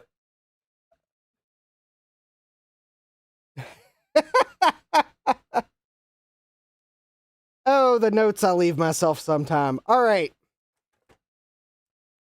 All right, so this power supply, I believe, is working, or at least it was last time I used it.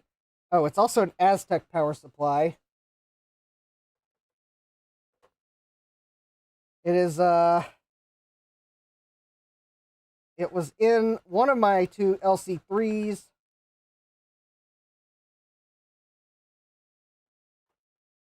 And in fact, the note is reminding me that it was in the LC3 that does not have a dead bug mod in it. And if anyone's wondering what a dead bug mod is, that would be when, for whatever reason, you have to put a board, maybe because you forgot to put a chip or need to add a chip for some reason, and you have to put the chip on the board upside down with the legs sticking up in the air, kind of like a dead bug. It really is a rather description. All right, there we go.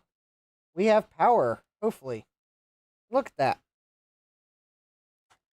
These are the plastic bits that came off in shipping this computer. We've got this is a full 68040. I got VRAM. I don't have extra RAM in this one right now. I do have a battery attached. I do not have a SCSI drive installed because basically I just want to make sure it powers up. So this will be good. Jean-Francois says, that reminds me I need to Sunbright a 90s VGA monitor. David says, I have doubts whether retrobrighting is good in the long run. I kind of wonder about it myself, but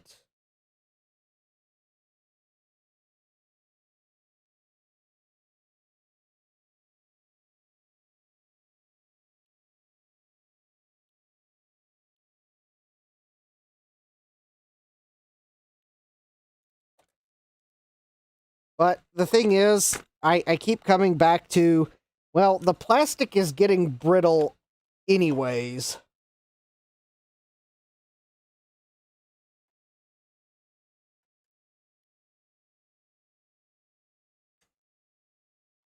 And maybe I won't do it. I don't always retrobrite. In fact, I've never retrobrighted anything. I've sent stuff to Dave. But I think when you've got a computer that has mismatched case, because if you saw the original top to this, or the original bottom, you would see why I've got a mismatched case, because this bottom actually came from an LC2. Then, quite honestly, maybe I'd kind of like them to have a chance to re-yellow at the same rate. Maybe. I mean, maybe I might try sunbrighting, because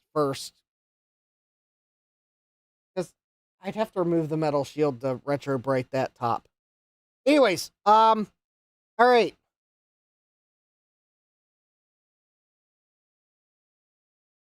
Three, two, one. Ooh, there we go. Nice healthy chime.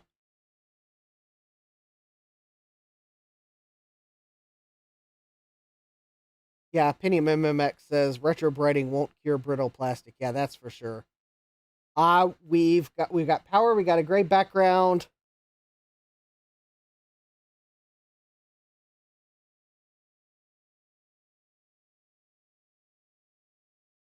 I may hasten it, however, says David.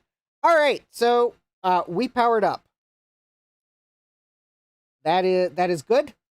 That's all I needed to know. And that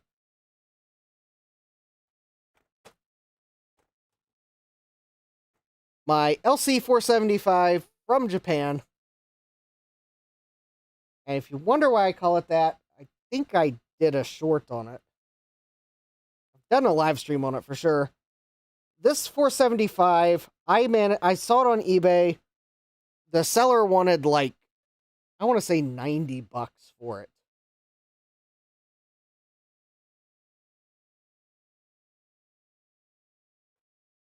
That might have included shipping.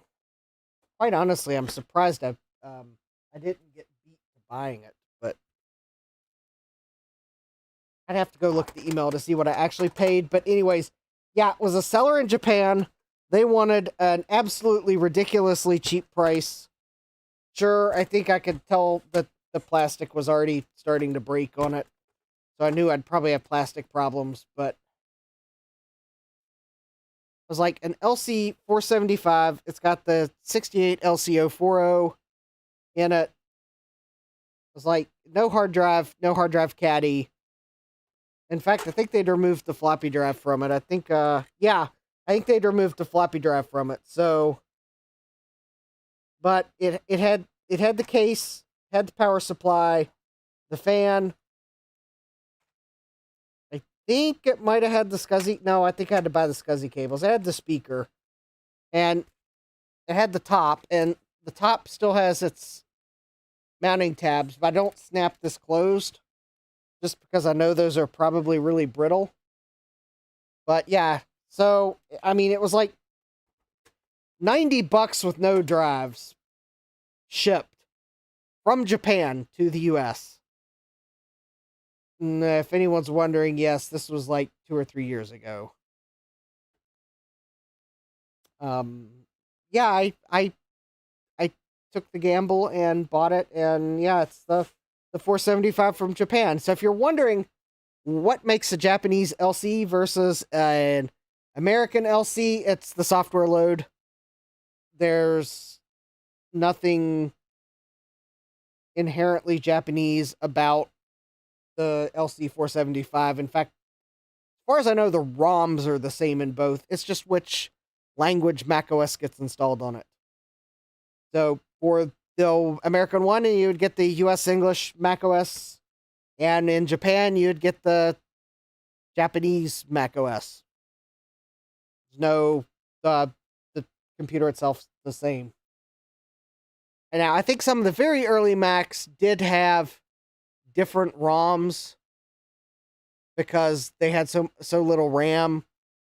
I want to say that the like 128, 512, and plus, the foreign language ones of those had like a different ROM or an extra ROM or something. I think even maybe the SE. Don't quote me on that. But I want to say that I've seen photos of how they did it. And I think there was an extra ROM that held the base system fonts for the second language, just said they were in ROM and not RAM. But I think the later computers like this, since computers had enough RAM at that point, then you would just run the Mac OS in the foreign language. And sure, I guess maybe some of the languages might have taken a little more RAM, because I think there's more characters in Japanese than there are in some languages, but for the most part, there's no hardware difference. So there's nothing that says I couldn't like run the German version of macOS on here, other than I can't read German or Japanese. So I don't know why I would want to suffer through that pain. That would just be silly. I'm sure someone would love to watch me fumble through it, even though I think I know where all the menu items are. I'm sure I would still stumble. But anyways, we've got one of these TDK power supplies repaired.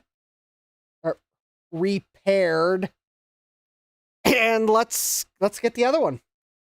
I'll go set the 475 aside, and because I'm gonna go put it back on the shelf where it usually lives.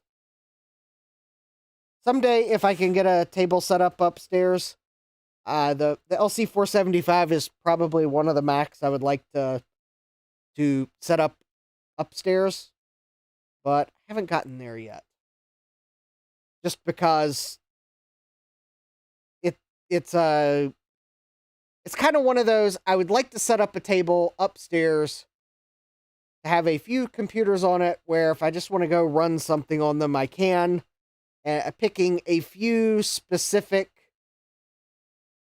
computers that will run lots of software.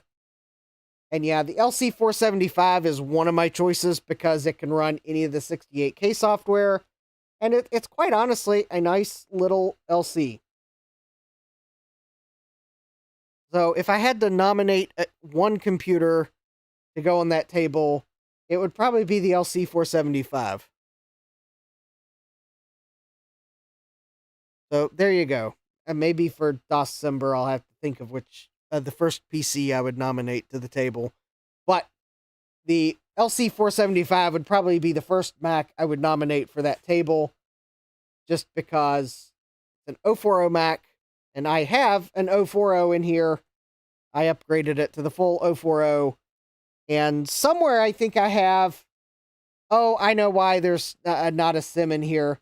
So I had a 32 megabyte SIM installed in here, but I needed that SIM to go in another motherboard because it matched another 3 I had, and those 4 SIMs are in a PC motherboard because it was an EDO sim that would work in fast page mode. The LC475 doesn't use EDO RAM, so I keep forgetting to find a fast page 32 meg sim to put in here. But yeah, I put the EDO RAM in a motherboard that actually needs well, it doesn't need it, but it can actually use EDO. So Pentium MMX says I need to find an 040 for my Centrus 610. Nice. Now it is possible that if I didn't have the LC475, that maybe I would actually put the Quadra 650 on that table. But we'll just say that I'd probably pick the 475 because of weight. Because some of the computers that I would probably nominate for the table are heavy. And tables only hold so much because progress and plastic. I never said it was going to be a wood table I would set them on. I don't have a wood table to set them on. It'll probably be a plastic folding table. I have those.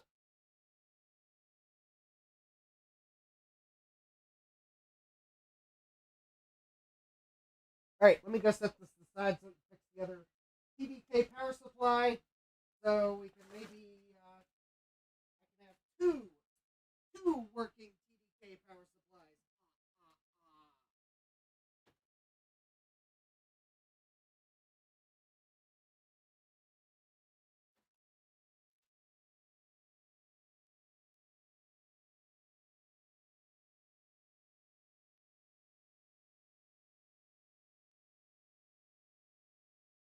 All right.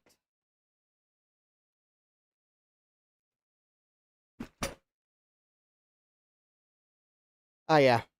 Pentium MMX then says, and then see how to set the clock the matching frequency to the 0401s. Yep. All right. I think the second one will be a bit quicker. Let's desolder the wires.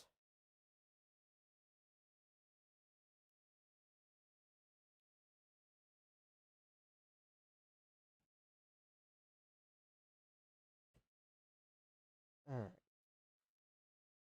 All right, there we go. Wires desoldered, and oh, there we go. One last look at this board. Again, I don't know what's potentially wrong with this one, but something caused me to remove the opto isolator and not solder it back. So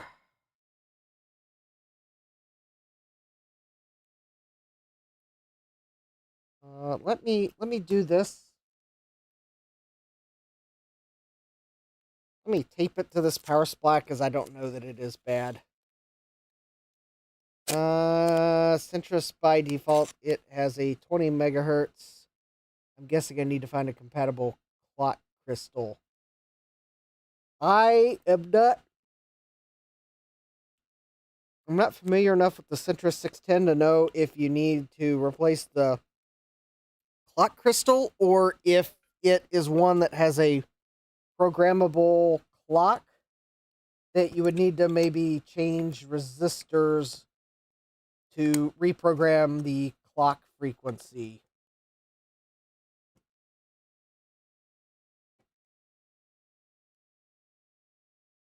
Some of the later 040s have a programmable clock. Hello, Jack. Welcome. All right, let me clean up my thermal compound mess here.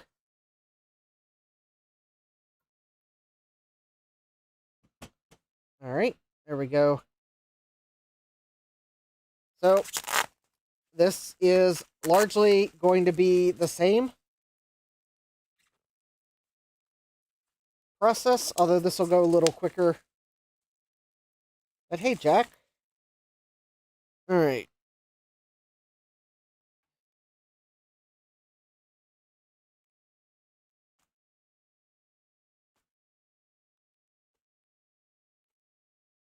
And yes, it was nice to be able to put the power supply back in my LC475. All right. So I ordered 2 of these because, well, at the time I think when I ordered them, I want to say that I might have actually had.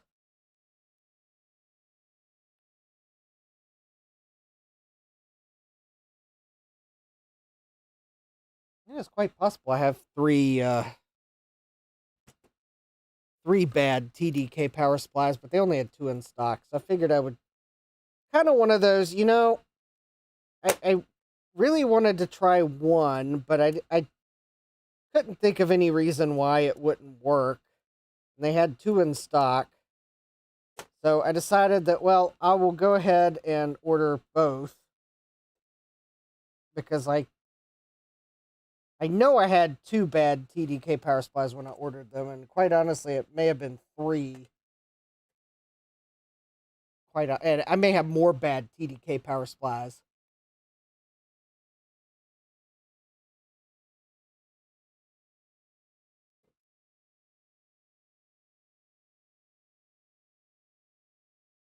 I know I think I've got TDK power supplies that work too, or at least they worked last time I used them. And that is probably the actual crux of the problem. I don't necessarily know that the power supplies failed while I was using them.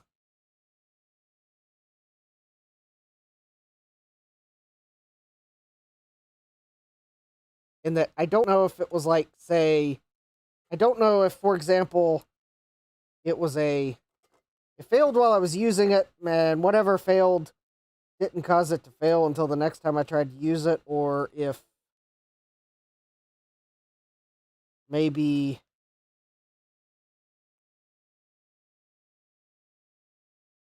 or it like failed when I tried to turn it on.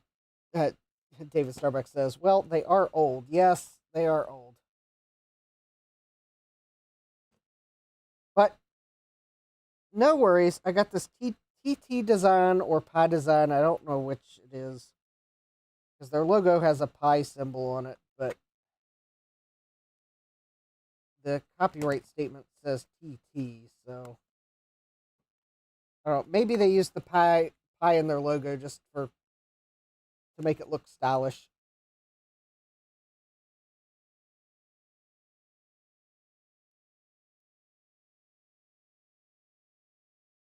Anyways,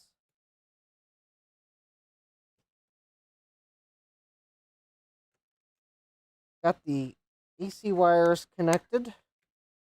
Put the shield back on because this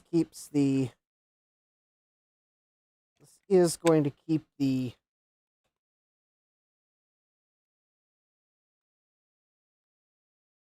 yes, it's really cool that this still uses the same shield that the original power supply uses, and it covers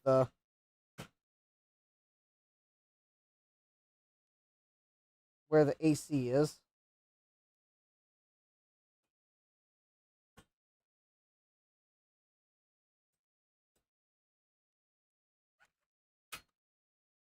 All right, so let's see here. If I can maybe get the sandwich right the first time.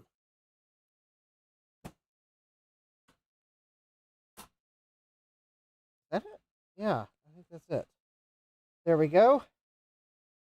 Now, when you put these back together, even though this is for informational purposes only, there's only 2 screws,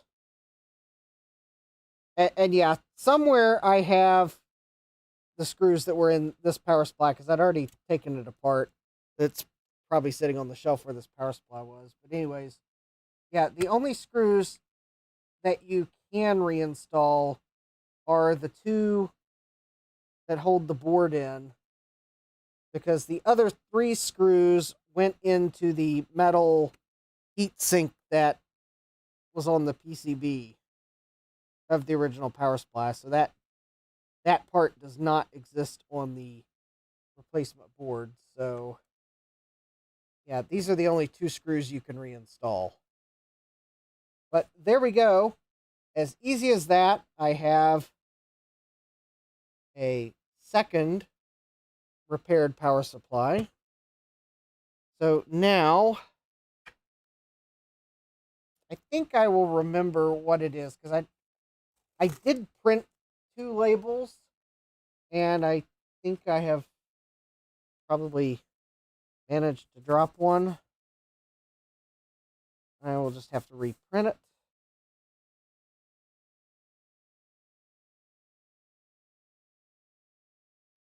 So there we go. Ah, hey E-Vibes, welcome. So there we go, a second TDK power supply using a TT design replacement. So this one, to test it, because I believe this power supply came out of my LC2, and because my LC2 has the accelerator that this version of the power supply supports. Because apparently that accelerator has a it's like really picky. Version 5 of this power supply board doesn't work with the accelerator, but version 4 does. Go figure. I'm trying to find my the label I printed. I had those power supply boards. Oh, there it is. I had those power supply boards sitting in my tool chest, which is why I thought the label was there. Oh, I'm going to that battery pack. I'm going to put it in my trash can before I make a mess of electrolyte crusties. So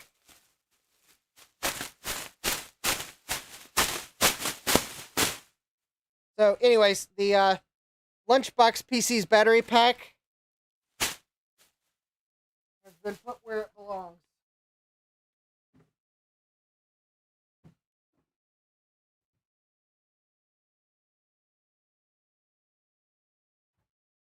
I'll just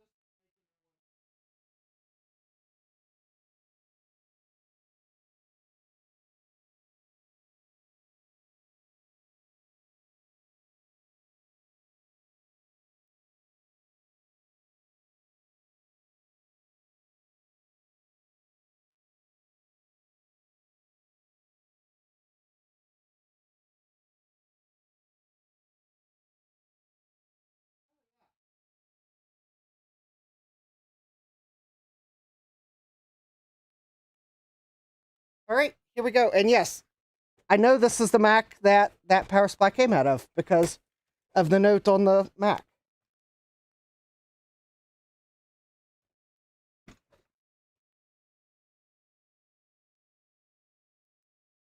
So the power supply had this note: low voltages, multiple rails. And this Mac has the note: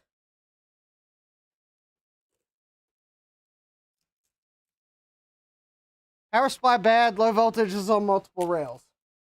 And I did that because I removed the power supply and needed to remember which is which. So this computer here. Oh yeah, as I was saying, I knew I had a TDK that still works, at least for now.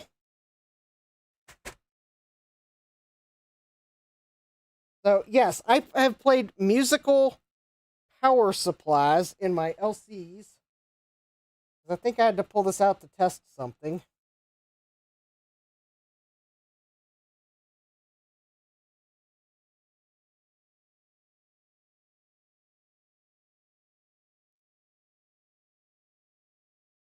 All right, there we go.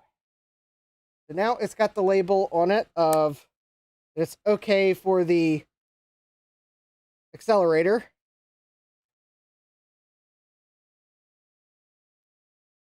E-Vibes is asking, what was the compatibility thing with the accelerator? Too low voltage? Okay, so the deal with the accelerator was that, all right, let me go look it up, because it's like really weird. In fact, I'm probably going to pull the product page up because it is like really weird.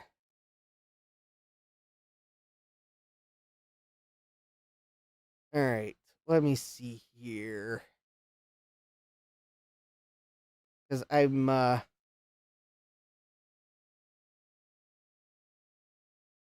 I don't, let's see here. Oh, there it is.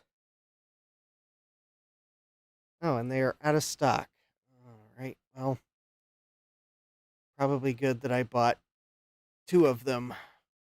All right, so I don't want to misquote them.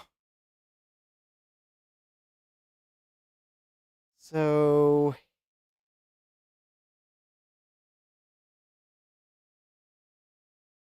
all right, so here's the deal. The original power supply, as I can confirm from the label on this power supply here, the 5-volt rail originally was 3.25 amps.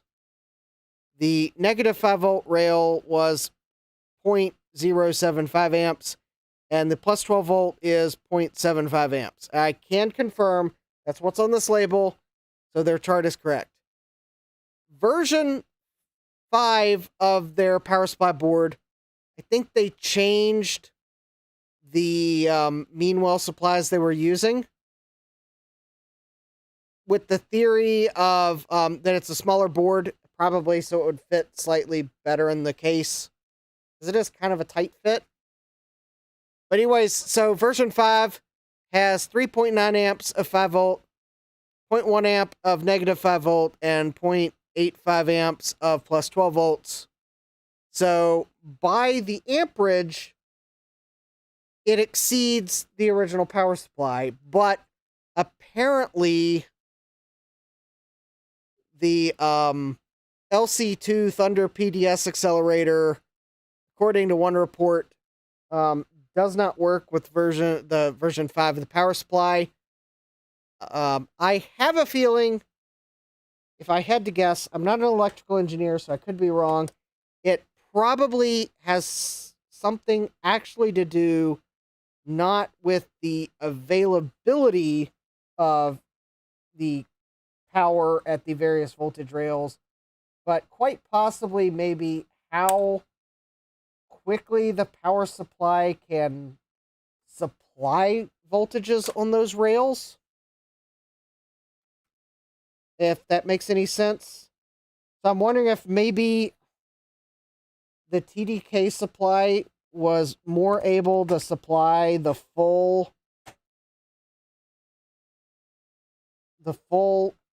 amount, the full current amount on its one of the voltage rails. And I don't know what voltage this accelerator, I think this accelerator card is based on the Thunder PDS. I think it's a clone of it. Or the Thunder PDS is a clone of this. They're very similar accelerators. E-Vibes says maybe not enough current or caps aren't big enough for transients. Could be.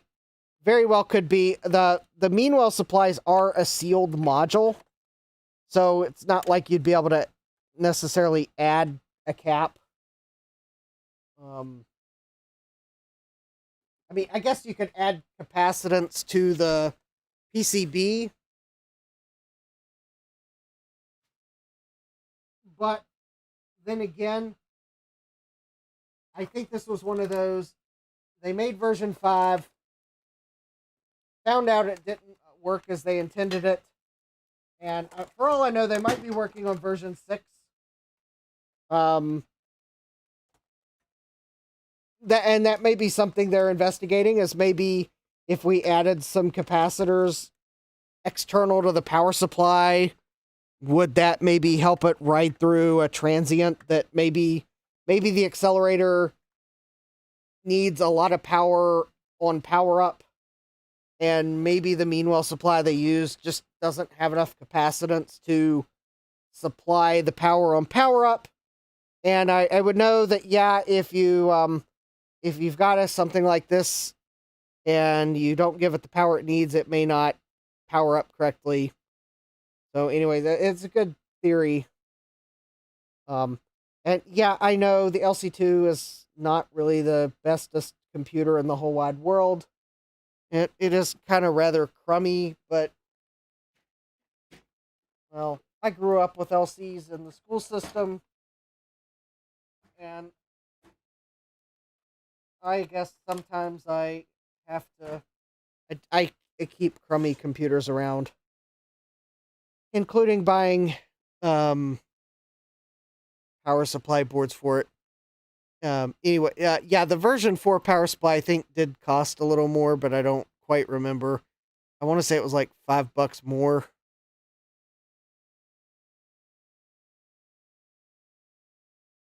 Anyways, I guess there's nothing to it but to power up.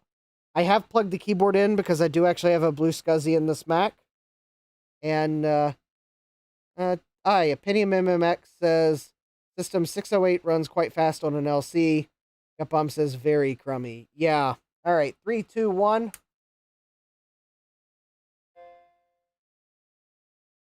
All right. We have a chime.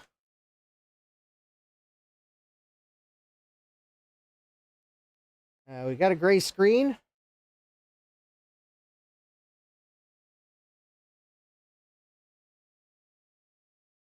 All right. I think we got the. There we go. Mouse cursor.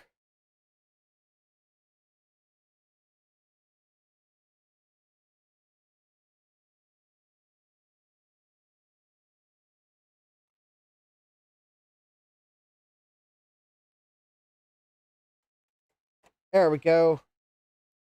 Welcome to Macintosh. I don't have a battery in this Mac. Oh, yeah. Also, System 753 is not a great operating system to run on an LC2 because of its memory footprint. Because you only get 10 megabytes of RAM on an LC2. Because an LC2 is really nothing more than an LC with an 030.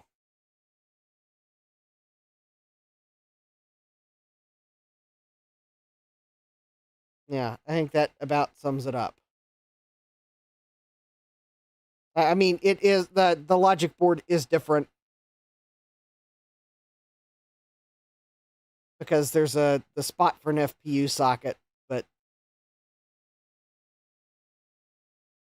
honestly, the LC2 is what the LC should have probably been.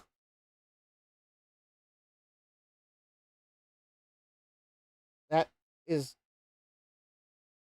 That's my take on it.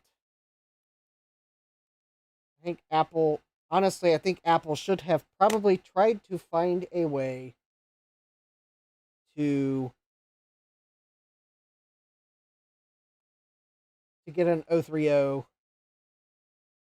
in the LC. Gupbum says the LC3 is what the LC should have been.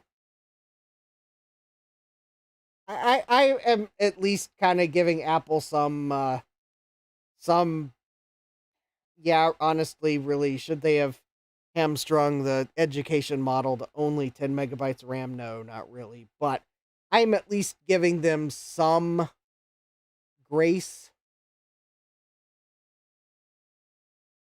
Honestly, yeah, the LC3 is probably the first one that I would recommend if you were going to get an LC, but honestly, if you can get a 475, you will, because then you'll have an 040 and there's a lot of software you can run.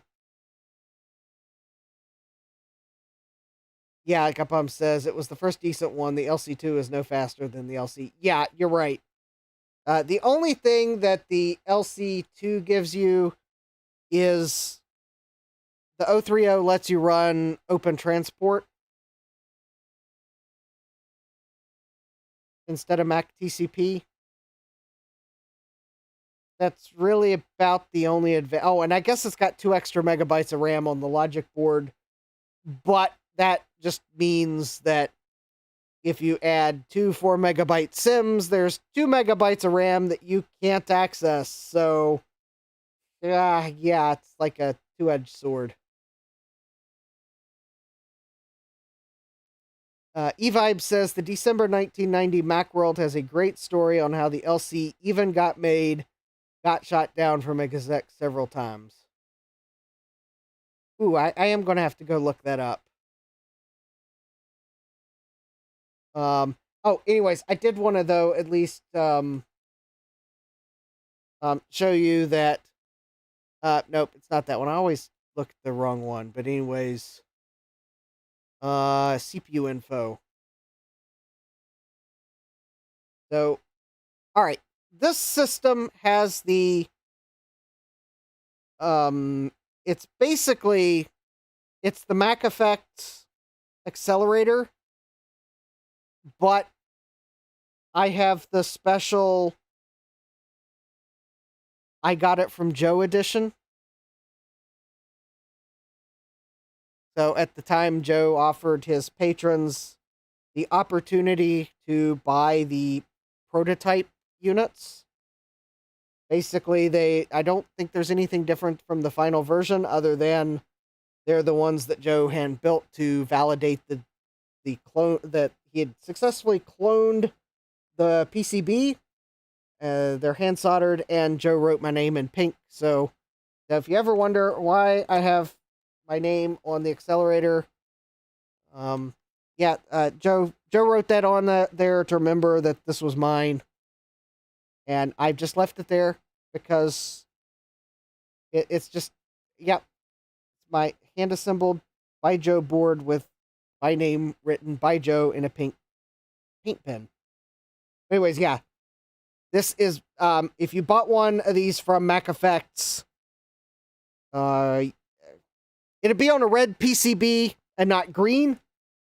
But I think there's no difference in this. So, anyways, I was just kind of pulling up so that, if you're wondering what that is, that's the story about this accelerator.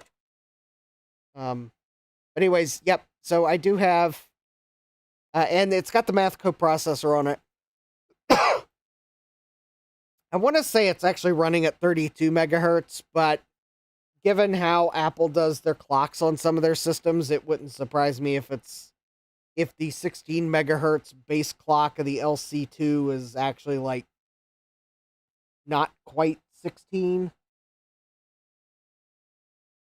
Although, because I don't know where they're deriving the clock from. Oh wait, no, it's got a. I don't know, or it's Snooper just being slightly crummy and not quite calculating the CPU speed correctly. I don't know. We have Stian says, I have no desire to own any of the classic LC 2SI trifecta. I'd rather have the better older architectures. They were based on the SE, the 2, and the 2CI.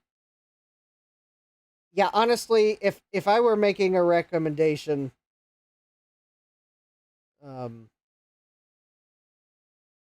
I was thinking about this because I know March and Tosh will be here before we know it, and kind of if I were to do a video, or even if I do a video on the 2SI and maybe give a recommendation on what you might actually want to go look for, I was thinking about it, and I would say the 2CI would probably be on my list of Macs that would be better to start with. Because I think the 2CI was built better. So even though it is going to have leaky caps, I think you'll have a better time actually, as long as it didn't get battery bombed, I think you'll have a better time actually being able to recap it. It does have the same onboard video limitations as the 2SI, in that I think it does single and green. But you have 3 new bus slots, so you can jam a new bus video card in it, and that might actually let you use a more standard monitor. Also, they do run at 25 megahertz. They have an FPU on the board, and I mean, they're pretty snappy for an 030. You just want to make sure that's the cash card, even just the 32K cash card that Apple would have shipped with it. Yeah, it's that right there is that's a pretty nice first Mac if you want to get into it. Yeah, Stian says I have two CIs in there among my favorite Macs. I recapped one of mine. Yep. Jack says I used to dislike the 2SI because it was obviously lesser than the 2CI and has a weird case, but once I got a 2SI, I decided it's all right. It's certainly a better machine than the LC and the LC2.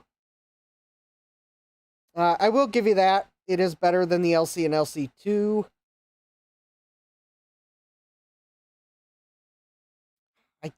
Honestly, the weird thing is, though, the LC and the LC2 logic boards might actually be made better than the 2SI's logic board, but then again, I think I've burned traces off the LC logic board as well. Ian says, mine has a 24-bit radius video card. Apple, 5.25-inch drive controller, and a Fairlawn Ethernet card, and a Bold Digital 50 megahertz power cache. Nice. I guess other Macs that I would probably recommend if you wanted to get into 68K Macs. The LC 475, if you can get one. I have seen those available as deals. Would probably make my list, other than I have an LC 475 and there's something seriously wrong with the logic board. I kind of have it set aside to look at later. So I do reserve the right to change my judgment depending on what's actually wrong with that logic board. But then again, any vintage computer you get, Mac, PC, Commodore, Atari, Amiga, Sinclair, Amstrad. I'm trying to step on all the toes here because I'm sure someone is going to take offense at the fact that I would dare accuse their beloved vintage computer brand of sometimes having examples that have serious problems and possibly irreparable problems in custom ASICs. It's just going to happen. And it's possible I just managed to get an LC475 that has an ASIC chip that's failed. I mean, it wouldn't be the first time I've got a computer that appears to have a failed ASIC. Probably won't be the last. So I'm not going to say that Justin's sample size of 50% success rate is a good statistical sample. It's not. And maybe it'd be more like that if the 475 I have that I had trouble after recapping it, I basically won't chime after recapping it. I mean, maybe that's just a data point, and you can go, well, Justin had one and he had trouble with it. Although I haven't done enough troubleshooting to declare that it is irreparable. But anyways, let's see. There were some other good suggestions in the chat. Also, I guess all of these are my recommendations are assuming that they're not battery bombed, because if you're a beginner, that's probably not the type of damage you're going to want to repair. Although, keep in mind, probably any of my recommendations will require recapping. Some of them, maybe not quite yet, but some of them, oh boy, you're going to want to do it first. Ian says, my recommendations, the SE30 if you want a compact Mac. Yep, I would agree.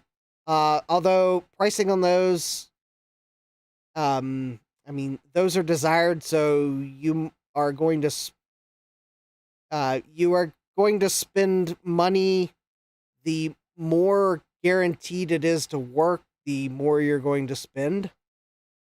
But yes, SE30 would definitely be on my list. Hopefully it hasn't had a battery go off in it. But that one is one that you are going to have to recap, the logic board. The Quadra 700 for an 040. All right, I would agree with that, although there were some early Quadra 700s that actually have electrolytic caps on the logic board, which you probably are going to have to recap those. Unfortunately, that's a Mac that you're also going to have to spend money on. So I would probably also recommend that if you can't get a Quadra 700, that maybe you might consider a Quadra 650. I think that one is probably going to be close, and you might not pay as much for that one.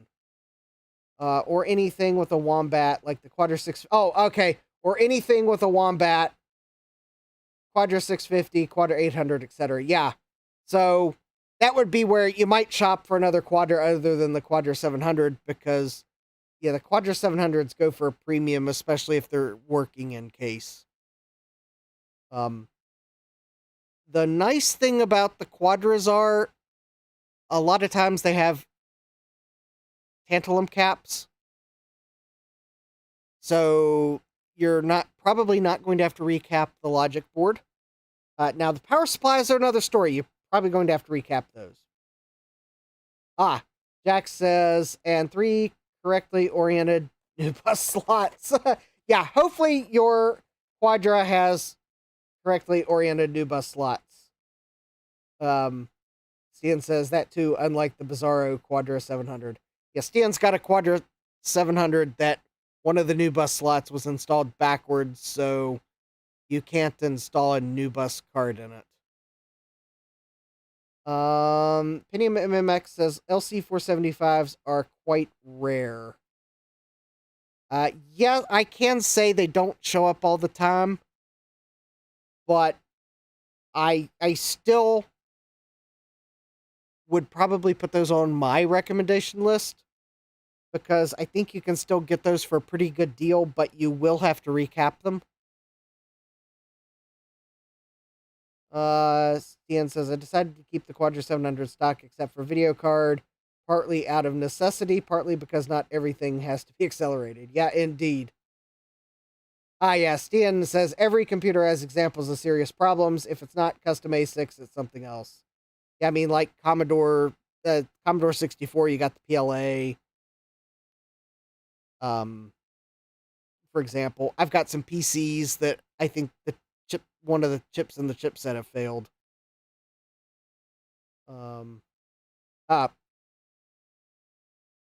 Jack says, I've never seen a Quadra 700 with electrolytics. Well, I only know about it because Console 5 added a cap kit for the Quadra 700, and there's a note on the, because I saw that in their new products. I'm like, wait, what? Am I going to have to recap my Quadra 700 logic board? So I went to look at the product page, and it tells you, check your logic board, because most of them have tantalums, but if yours has electrolytics, here's your kit. So yeah, apparently there were some made with electrolytics, and I was assuming it was the early ones. It could have been the late ones. I don't know. It could have been just random based on what they had. Anyways, so if you have a Quadra 700, it might be worth a quick check just to make sure that you didn't overlook the electrolytics, because they always have tantalums, because apparently there were some that had electrolytics. So the Quadra 700s always have tantalums is apparently not a true statement. So just saying. Stian says, I'm not certain, but I'm not aware of anyone working on this, and it doesn't look worked on. Yeah, Pentium MMX says the 610, though, always has electrolytics. Yep. Stian says, I had all my PSUs recapped by ACX Electronics in Austin. Yeah, Stian says, yeah, they sold a lot more with tantalums. Yep. Let's see here. David says, well, you could install a new bus card, but it's a bad idea. Yeah. Oh, yeah, Stan says Commodore 64s also have dying SIDs. Yep. Oh, yeah, Pentium MMX says Super Nintendo dying PPU 1 or PPU 2 or CPU. Yeah, don't I know that personally. Look sadly at the SNES board that I probably destroyed by removing the wrong PPU chip. Yeah, sad face there.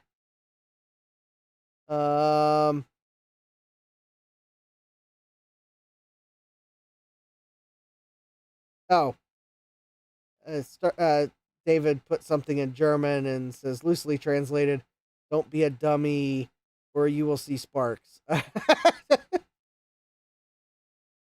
Pentium MMX says, my SNES's PPU 1 died. Yeah, I bought a SNES from a thrift shop. They said it was tested, and when I finally got around to testing it PPU 1 had died. And so I bought replacement chips on eBay, the place where I buy the things I later regret. Went to go replace PPU 1 in a live stream. No one caught the error I made in that I was actually desoldering PPU 2. And in the process of desoldering PPU 2, I ripped some traces. I thought I repaired those traces. I put the replacement PPU 2 I had ordered on the board because I bought a replacement PPU 2 thinking that it's possible that I might replace PPU 1 and find that PPU 2 had also failed. And anyways, the board did not power up and actually blew the fuse after that. So yeah, that's the sadness with my SNES. Original board, I bought a replacement board to put in it. Actually, next week on, I think Monday, Monday and Tuesday, David says, if anyone wants to donate a Quadra 700, I'm your Huckleberry. Penny MMX says, I didn't know SNESs were dying left and right. My Sega Genesis, though, seems to still be working perfectly. Yeah, apparently the early SNESs are, like, really failure prone. Anyways, I guess, because it's like 20 till, and I don't know what I would be able to do in 20 minutes.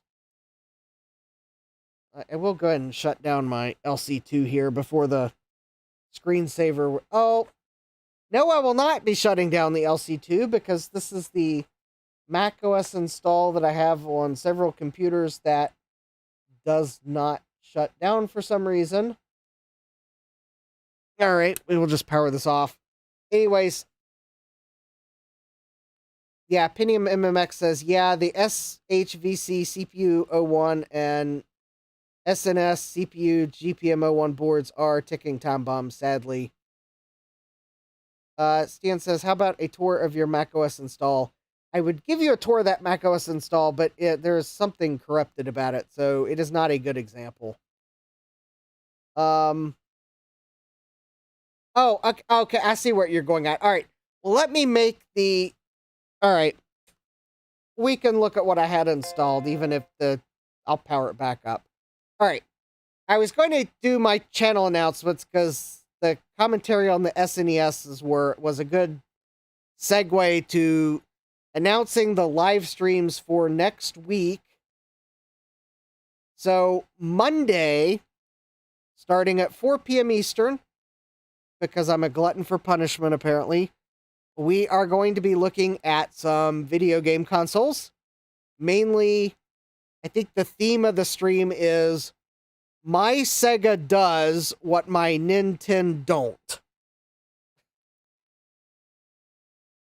So we are going to be looking at, as you could probably figure from a theme like that, we are going to be looking at my Sega Genesis, my SNES, and my Nintendo 64, because my Nintendo 64 Nintendo don't right now. My SNES, I just need to put it back together, but it needs recapped. I think my Genesis works, so yeah, Sega does what Nintendo don't. All right. If we get done with those, we may look at some other video game consoles. Tuesday, starting at 4 p.m. Eastern, because I'm a glutton for punishment. I have a box of PlayStations, and we are going to be looking at refurbing the PlayStations on Tuesday. And yeah, that's the PlayStation 1s. Otherwise known as PlayStation, because they didn't need to add a number because there was not PlayStation 2. Anyways, I've got cap kits. I have a replacement spindle.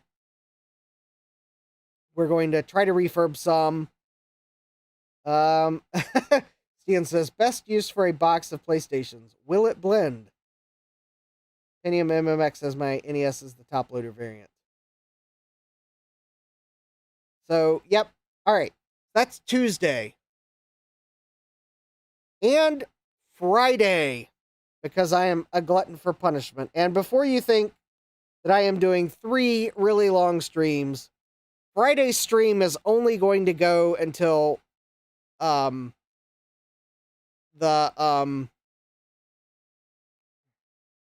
what's the name of the stream that Proto Jedi and Trina and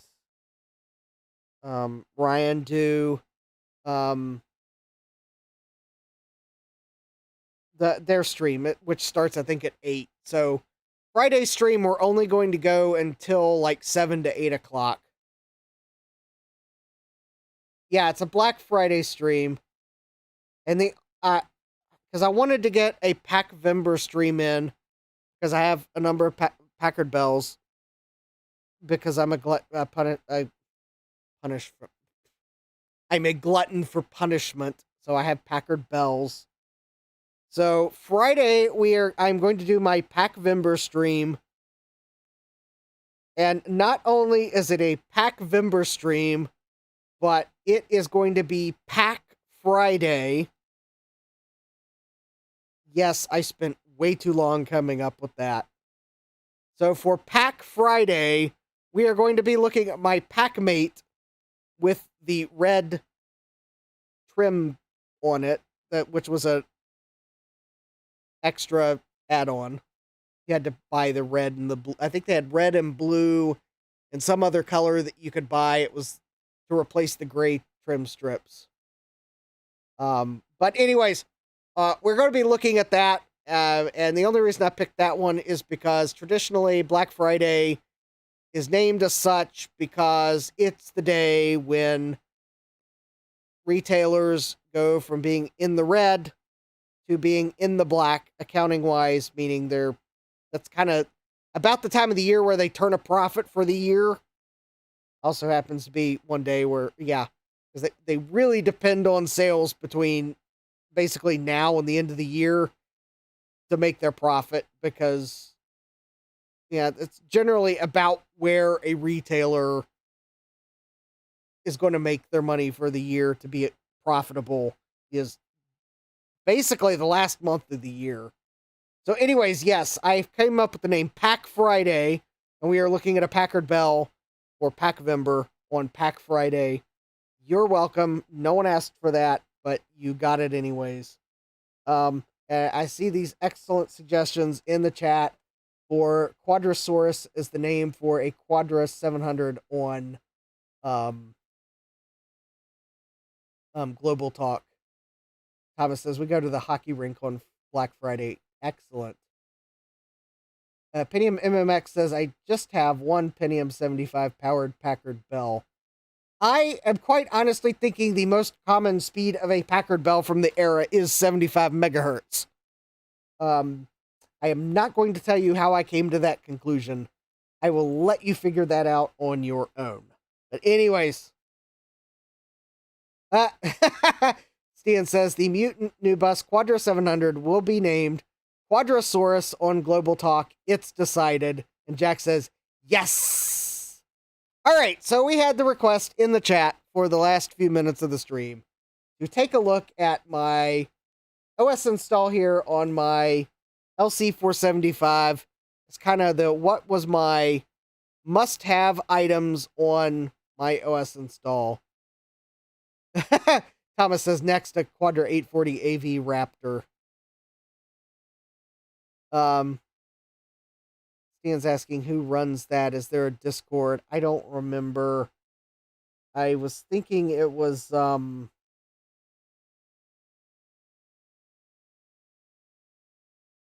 don't remember who's running it. Yeah, System 7.1 would be great for an LC475, that's for sure. Yeah, so oh, this is an LC2 though. But I think this OS install came out of my LC475. It just so happens that I installed it for all Macs. Because on an LC475, 3 megabytes for system software is not too bad. But for an LC2, ideally we would get that down to like under 2 megabytes. That's kind of bloated for an LC2. But anyways, kind of my quote must-have install. I installed AppleWorks 5 because I thought ClarisWorks 6 was kind of heavy for a lower-end system. Because after all, if you're going to set up a system like this, it might be nice to be able to maybe do some word processing. Kind of have a distraction-free writing environment. So anyways, I got AppleWorks 5. Don't need the latest. Apparently, I have never personalized this copy, and don't feel like dragging the keyboard down to be able to type on it, so we'll just click cancel there. I installed Disinfectant because nothing says security like an out-of-date antivirus program. But anyways, at least there's something I can scan just in case I happen to insert a infected floppy disk image. In fact, we'll run Disinfectant now because why not? In fact, I always remember the About Disinfectant here. And there's...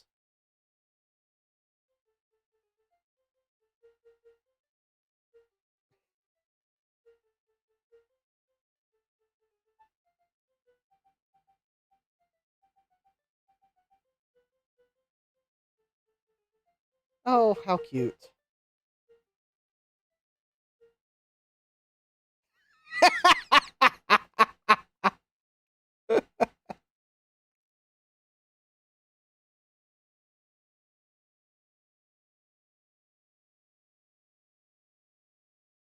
Anyways, we'll scan my hard drive. Why not?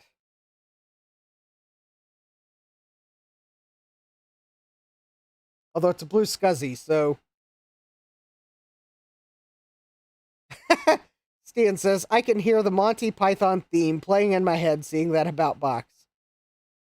Yeah, I always thought that About box was hilarious. With the it starts listing the names of the viruses that it scans for, and it smashes it with the foot. But yeah, this Disinfectant doesn't catch a lot of the newer viruses, but anyways. Hey, we have Alexander. Hi, Doc. Welcome.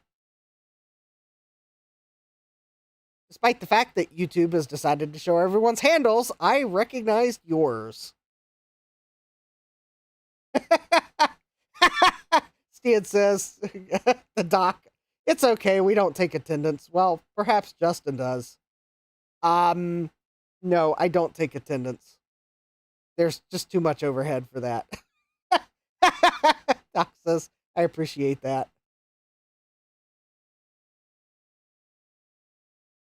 Yeah, I'm going to have to let YouTube know that showing everyone's handles is kind of annoying. I would rather see your YouTube channel name because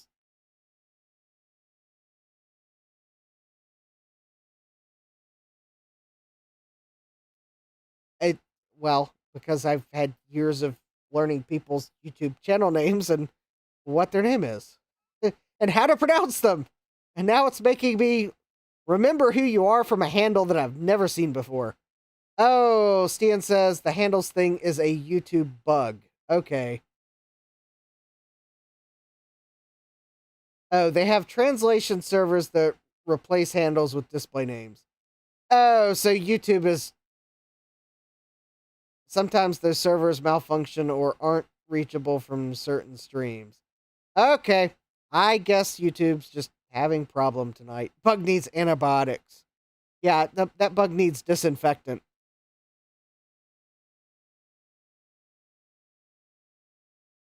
Ian says, I haven't found a pattern to it.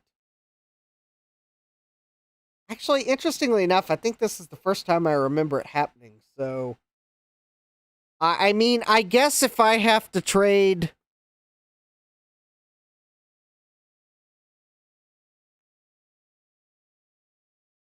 I was about to make a false statement, apparently. I was about to say if I have to trade bandwidth for relearning who you are from your handle, then I guess I'll take it, but I don't have the greatest bandwidth either right now. Although it's certainly better than it has been, but it's not the amount I would like. Oh, Ian says, first time I've seen it on your stream, but it's happened to several others I've been on, and the handles were back the next time. Yeah, I actually... Oh, no, I know the bandwidth's not the problem, but there is a bandwidth problem I'm having too, which is completely unrelated. All right, we'll continue walking through this install here real quick. I do have disk copy because I forget which version of disk copy this is, but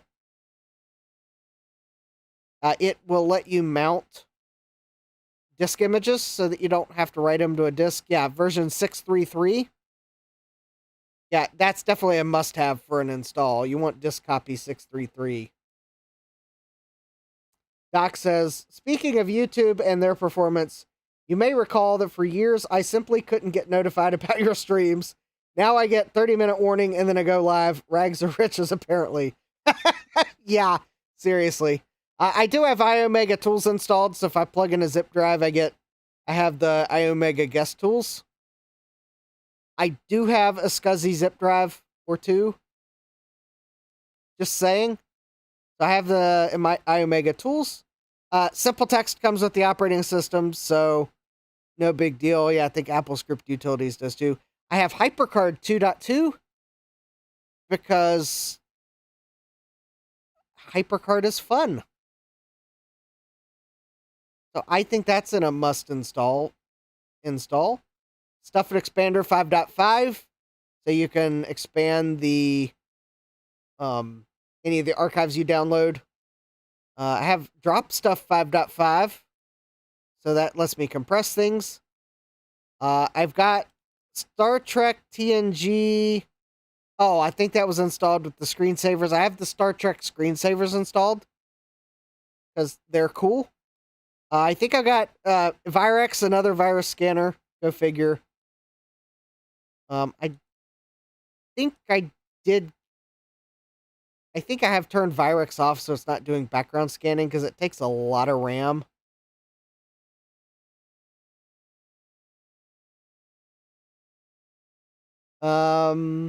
I think they are on the garden. It's after dark. And there is both a Star Trek and a Star Trek The Next Generation. Both are cool. I think my favorite is Science Station. Only because if it kicks on while I'm streaming, then it's not going to play the Star Trek theme. It just kind of plays the Science Station sounds. Let me see. Other utilities. I have MacBench for benchmarking. A couple versions of MacBench. I got Snooper for diagnosis. I have the Farallon Ethernet drivers installed, although they're useless in this computer because I have an accelerator. And then I have some games. And the games that have made my install right now are... I don't know if this is a good or bad choice. But there's a game called King's Bounty. I thought that one seemed cool, so I installed it. Mac Rogue 3 and 3. I think it's a puzzle game. I've got Warlords. I have Civ. And I was about to say I have Mac Bench, but Mac Bench is not a game. But it is getting late. So, yeah. Anyways, that is what is on my OS install. I think probably if I had to kind of make changes to this, which spoiler alert, I get to because this image is corrupted. I need to reinstall macOS. For an LC2, I would probably use macOS 7.1. And I would set it up with the Ultimate System 7.1 setup, as I think Ron has done a video on. I think Eric Helgeson has the instructions on a wiki.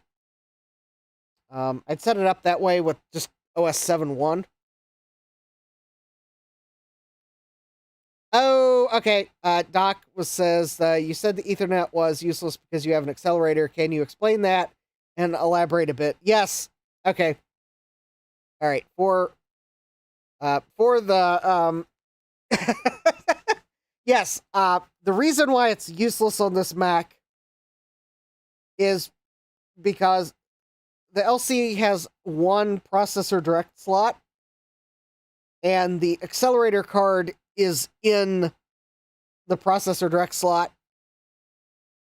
Basically, the processor direct slot is a slot that is on the processor. But I mean, it has all the signals for the processor on it. It is not possible to install a second card in the LC. So for this Mac, because I have the accelerator card in it, I can't install an Ethernet card. So if I wanted to connect to an Ethernet network, I would have to use another method, which most likely would be, back in the day, I would probably have to use a SCSI-based. Either I'd have to use a SCSI-based Ethernet, or I would actually be using LocalTalk, which was like Apple's low-speed networking over phone cables. Or, well, no, it wasn't Apple's. Strike that. Apple had LocalTalk, and they used some expensive cables. Other companies came out with inexpensive network cabling styles for LocalTalk, which used phone cable. So actually, it might be the way you'd connect to a network, and you'd have a bridge somewhere. Yeah, nowadays, if I wanted to connect this to the network, I would use a blue SCSI and set it up for to emulate the SCSI Ethernet. Yeah, Apple used bespoke AppleTalk cables. Fairlawn came around and said, you know, we can do this over phone cables, and it was much cheaper. Yeah, Jack said, oh, your computer's too fast for the internet. Yeah, well, obviously your computer's too fast for the internet. Oh, yeah, Doc says, oh, I understand, thanks. Yeah, my foray into computers was in the early days of North and South bridges, so I never did that direct-to-CPU stuff. Yeah, on a lot of the lower-end Macs, your upgrade choices were usually limited to, like, if you wanted to accelerate your Mac, because they were significant investments and companies came out with accelerators. On some of the lower end Macs, the accelerator just clipped onto the top of the processor, or it used the processor direct slot. But I am not aware of any accelerator card that also had an Ethernet card on it. That is just, unfortunately, I don't think anyone made it, or if they did, I haven't read about it. Jack says, there's something very fun about LocalTalk. Stan says, thanks for the tour of the image. Yeah, no problem. Thomas says, I started when 8-bits were twice as much as I had. Pentium MMX says, I do want to find an Apple IIe card for the Mac LC. Yeah, so if y'all probably get the impression I have a few LCs.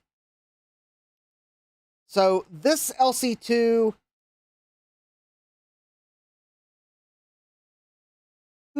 Yeah, I'm getting tired. This LC2 is my accelerated LC2.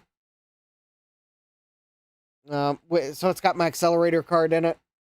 I have another LC2 that I believe, or at least I think I have another LC2 somewhere, that I've installed an FPU socket on the logic board, and I think I've got a network card in it. So it's like my low-end LC that can connect to a network.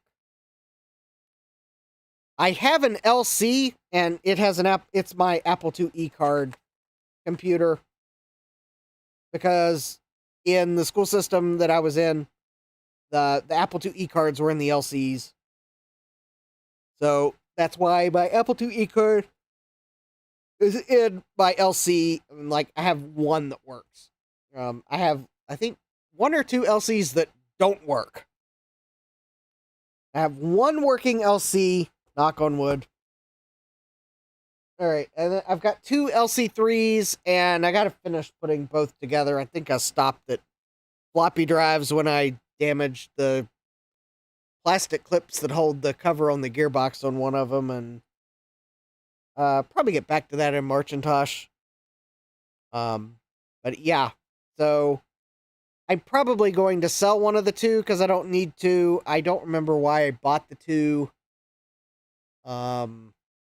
I think one of them I got really, really cheap. So, so yeah, I only want to keep one of them, but I need to finish putting both together because I stopped. And then I have two LC475s, one of which you saw tonight. It works.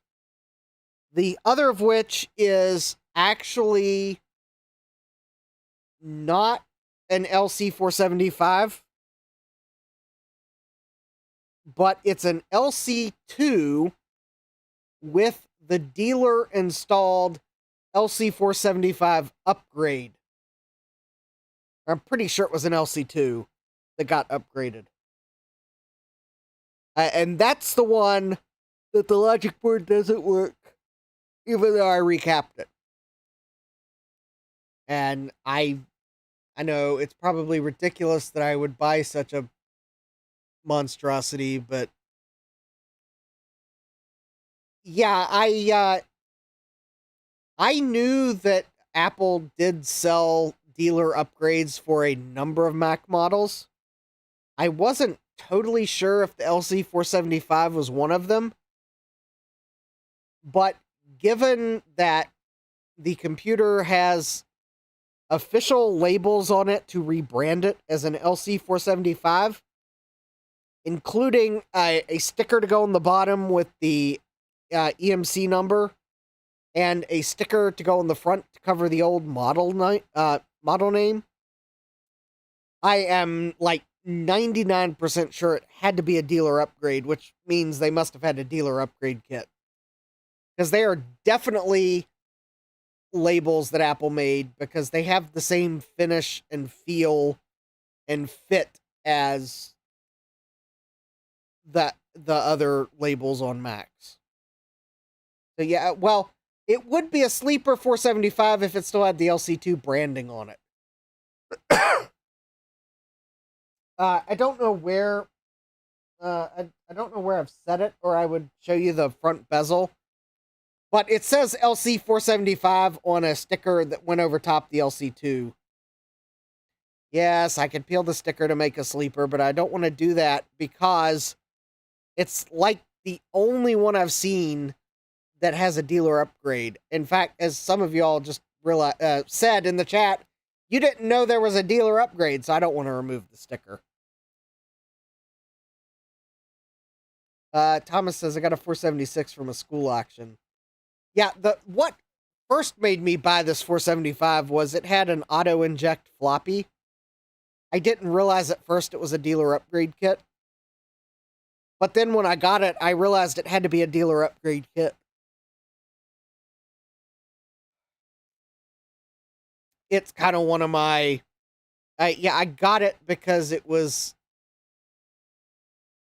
interesting. It also means that I haven't totally decided I'm going to do it yet. I do reserve the right to change my mind between now and Marchintosh. But it means that if I can get that 475 working, that's the dealer upgrade, I might overclock my other 475 because I will have two of them. And that would mean I have one that's stock and then one that's overclocked. But I don't usually overclock something if it's the first working example I have of that computer. Jax says the 475 was $900. That doesn't sound right. But then again, that must be with...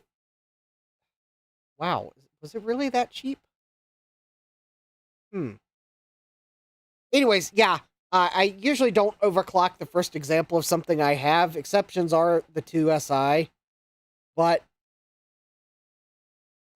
Jack says, that is what Mac Tracker says. I wonder if it's wrong. Maybe that's the education price. I could see Apple offering an education discount. Maybe $900 was the education price. Possibly education price without a monitor. But yeah, that price seems too low.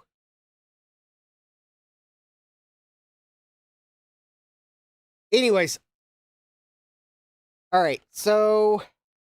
Yep, that was a little tour of my OS install, which I'll have to reinstall because it doesn't shut down properly. But a lot of those apps I'm going to keep on the new install. So I will probably, what I'll do is I will probably just install macOS on top of that install and just delete the old system folder because that'll save me the trouble of installing those apps. Pentium MMX says, I only used some 386SX motherboard for testing the 30-pin sims before they went on my Mac LC. Yep. Jack says, yeah, other places say 1600. Okay, 1600 sounds right. That possibly I know at that time period, some of the consumer systems were including monitors. Yes, Stan says in classic macOS, you can drag and drop the apps over. Yeah, I could also drag and drop the apps over, but I may just install it on top of that image. So, anyways, that's not a problem for tonight. So, there we go. Tonight, we fixed 2 TDK power supplies with a TT Designs power supply board. And now I've got 2 known working power supplies. One in my 475, one in my LC2. That's the upgrade kit. So now I can put this power supply back in the LC it came from, assuming it still works. And I can put this power supply back in the LC3 it came from. So don't forget to smash that like button if you like it when I get these old computers back up and running. Subscribe and turn on notifications so you know when I go live next. Next week is Thanksgiving week. So I will not be streaming Thursday of next week, but I am going to stream, because apparently I'm a glutton for punishment, Monday, Tuesday, and Friday. Although Friday is going to be the shorter of the 3 stream days. Nope, I'm not going to stream on Thanksgiving. I have been invited to dinner. So I'm keeping that day open. Because I don't know what time or how long I'll be there. Yeah, we're not doing a 12-hour stream. I think Monday and Tuesday will probably be 8-hour streams. The Friday one's 4 hours because I don't want to step on top of Old World Tech Fridays. I think that's the name I was trying to come up with. So we'll only go for probably 4 hours on Friday. But anyways, yeah, Monday and Tuesday we'll be working on video game consoles because I want to have some fun. Friday we'll be doing a pack member stream. So yeah, subscribe and turn on notifications if you want to know when I go live next. And with that, I hope you all have a great rest of your day. Because it's time for me to go to bed so I can go to work later this morning because we're past midnight. So with that, I hope to see you all here next time. Take care and God bless. Computerized Start is brought to you by my awesome patrons on Patreon and by your tips and memberships on Ko-fi. These and other channel supporters make my live streams possible. You too can become a channel supporter with tiers starting at just $1. Don't forget to smash that like button. And if you've liked what you've seen, subscribe and turn on notifications so that you don't miss the next video or live stream. And as always, thank you for all your support. I hope to see you next time. And until then, take care.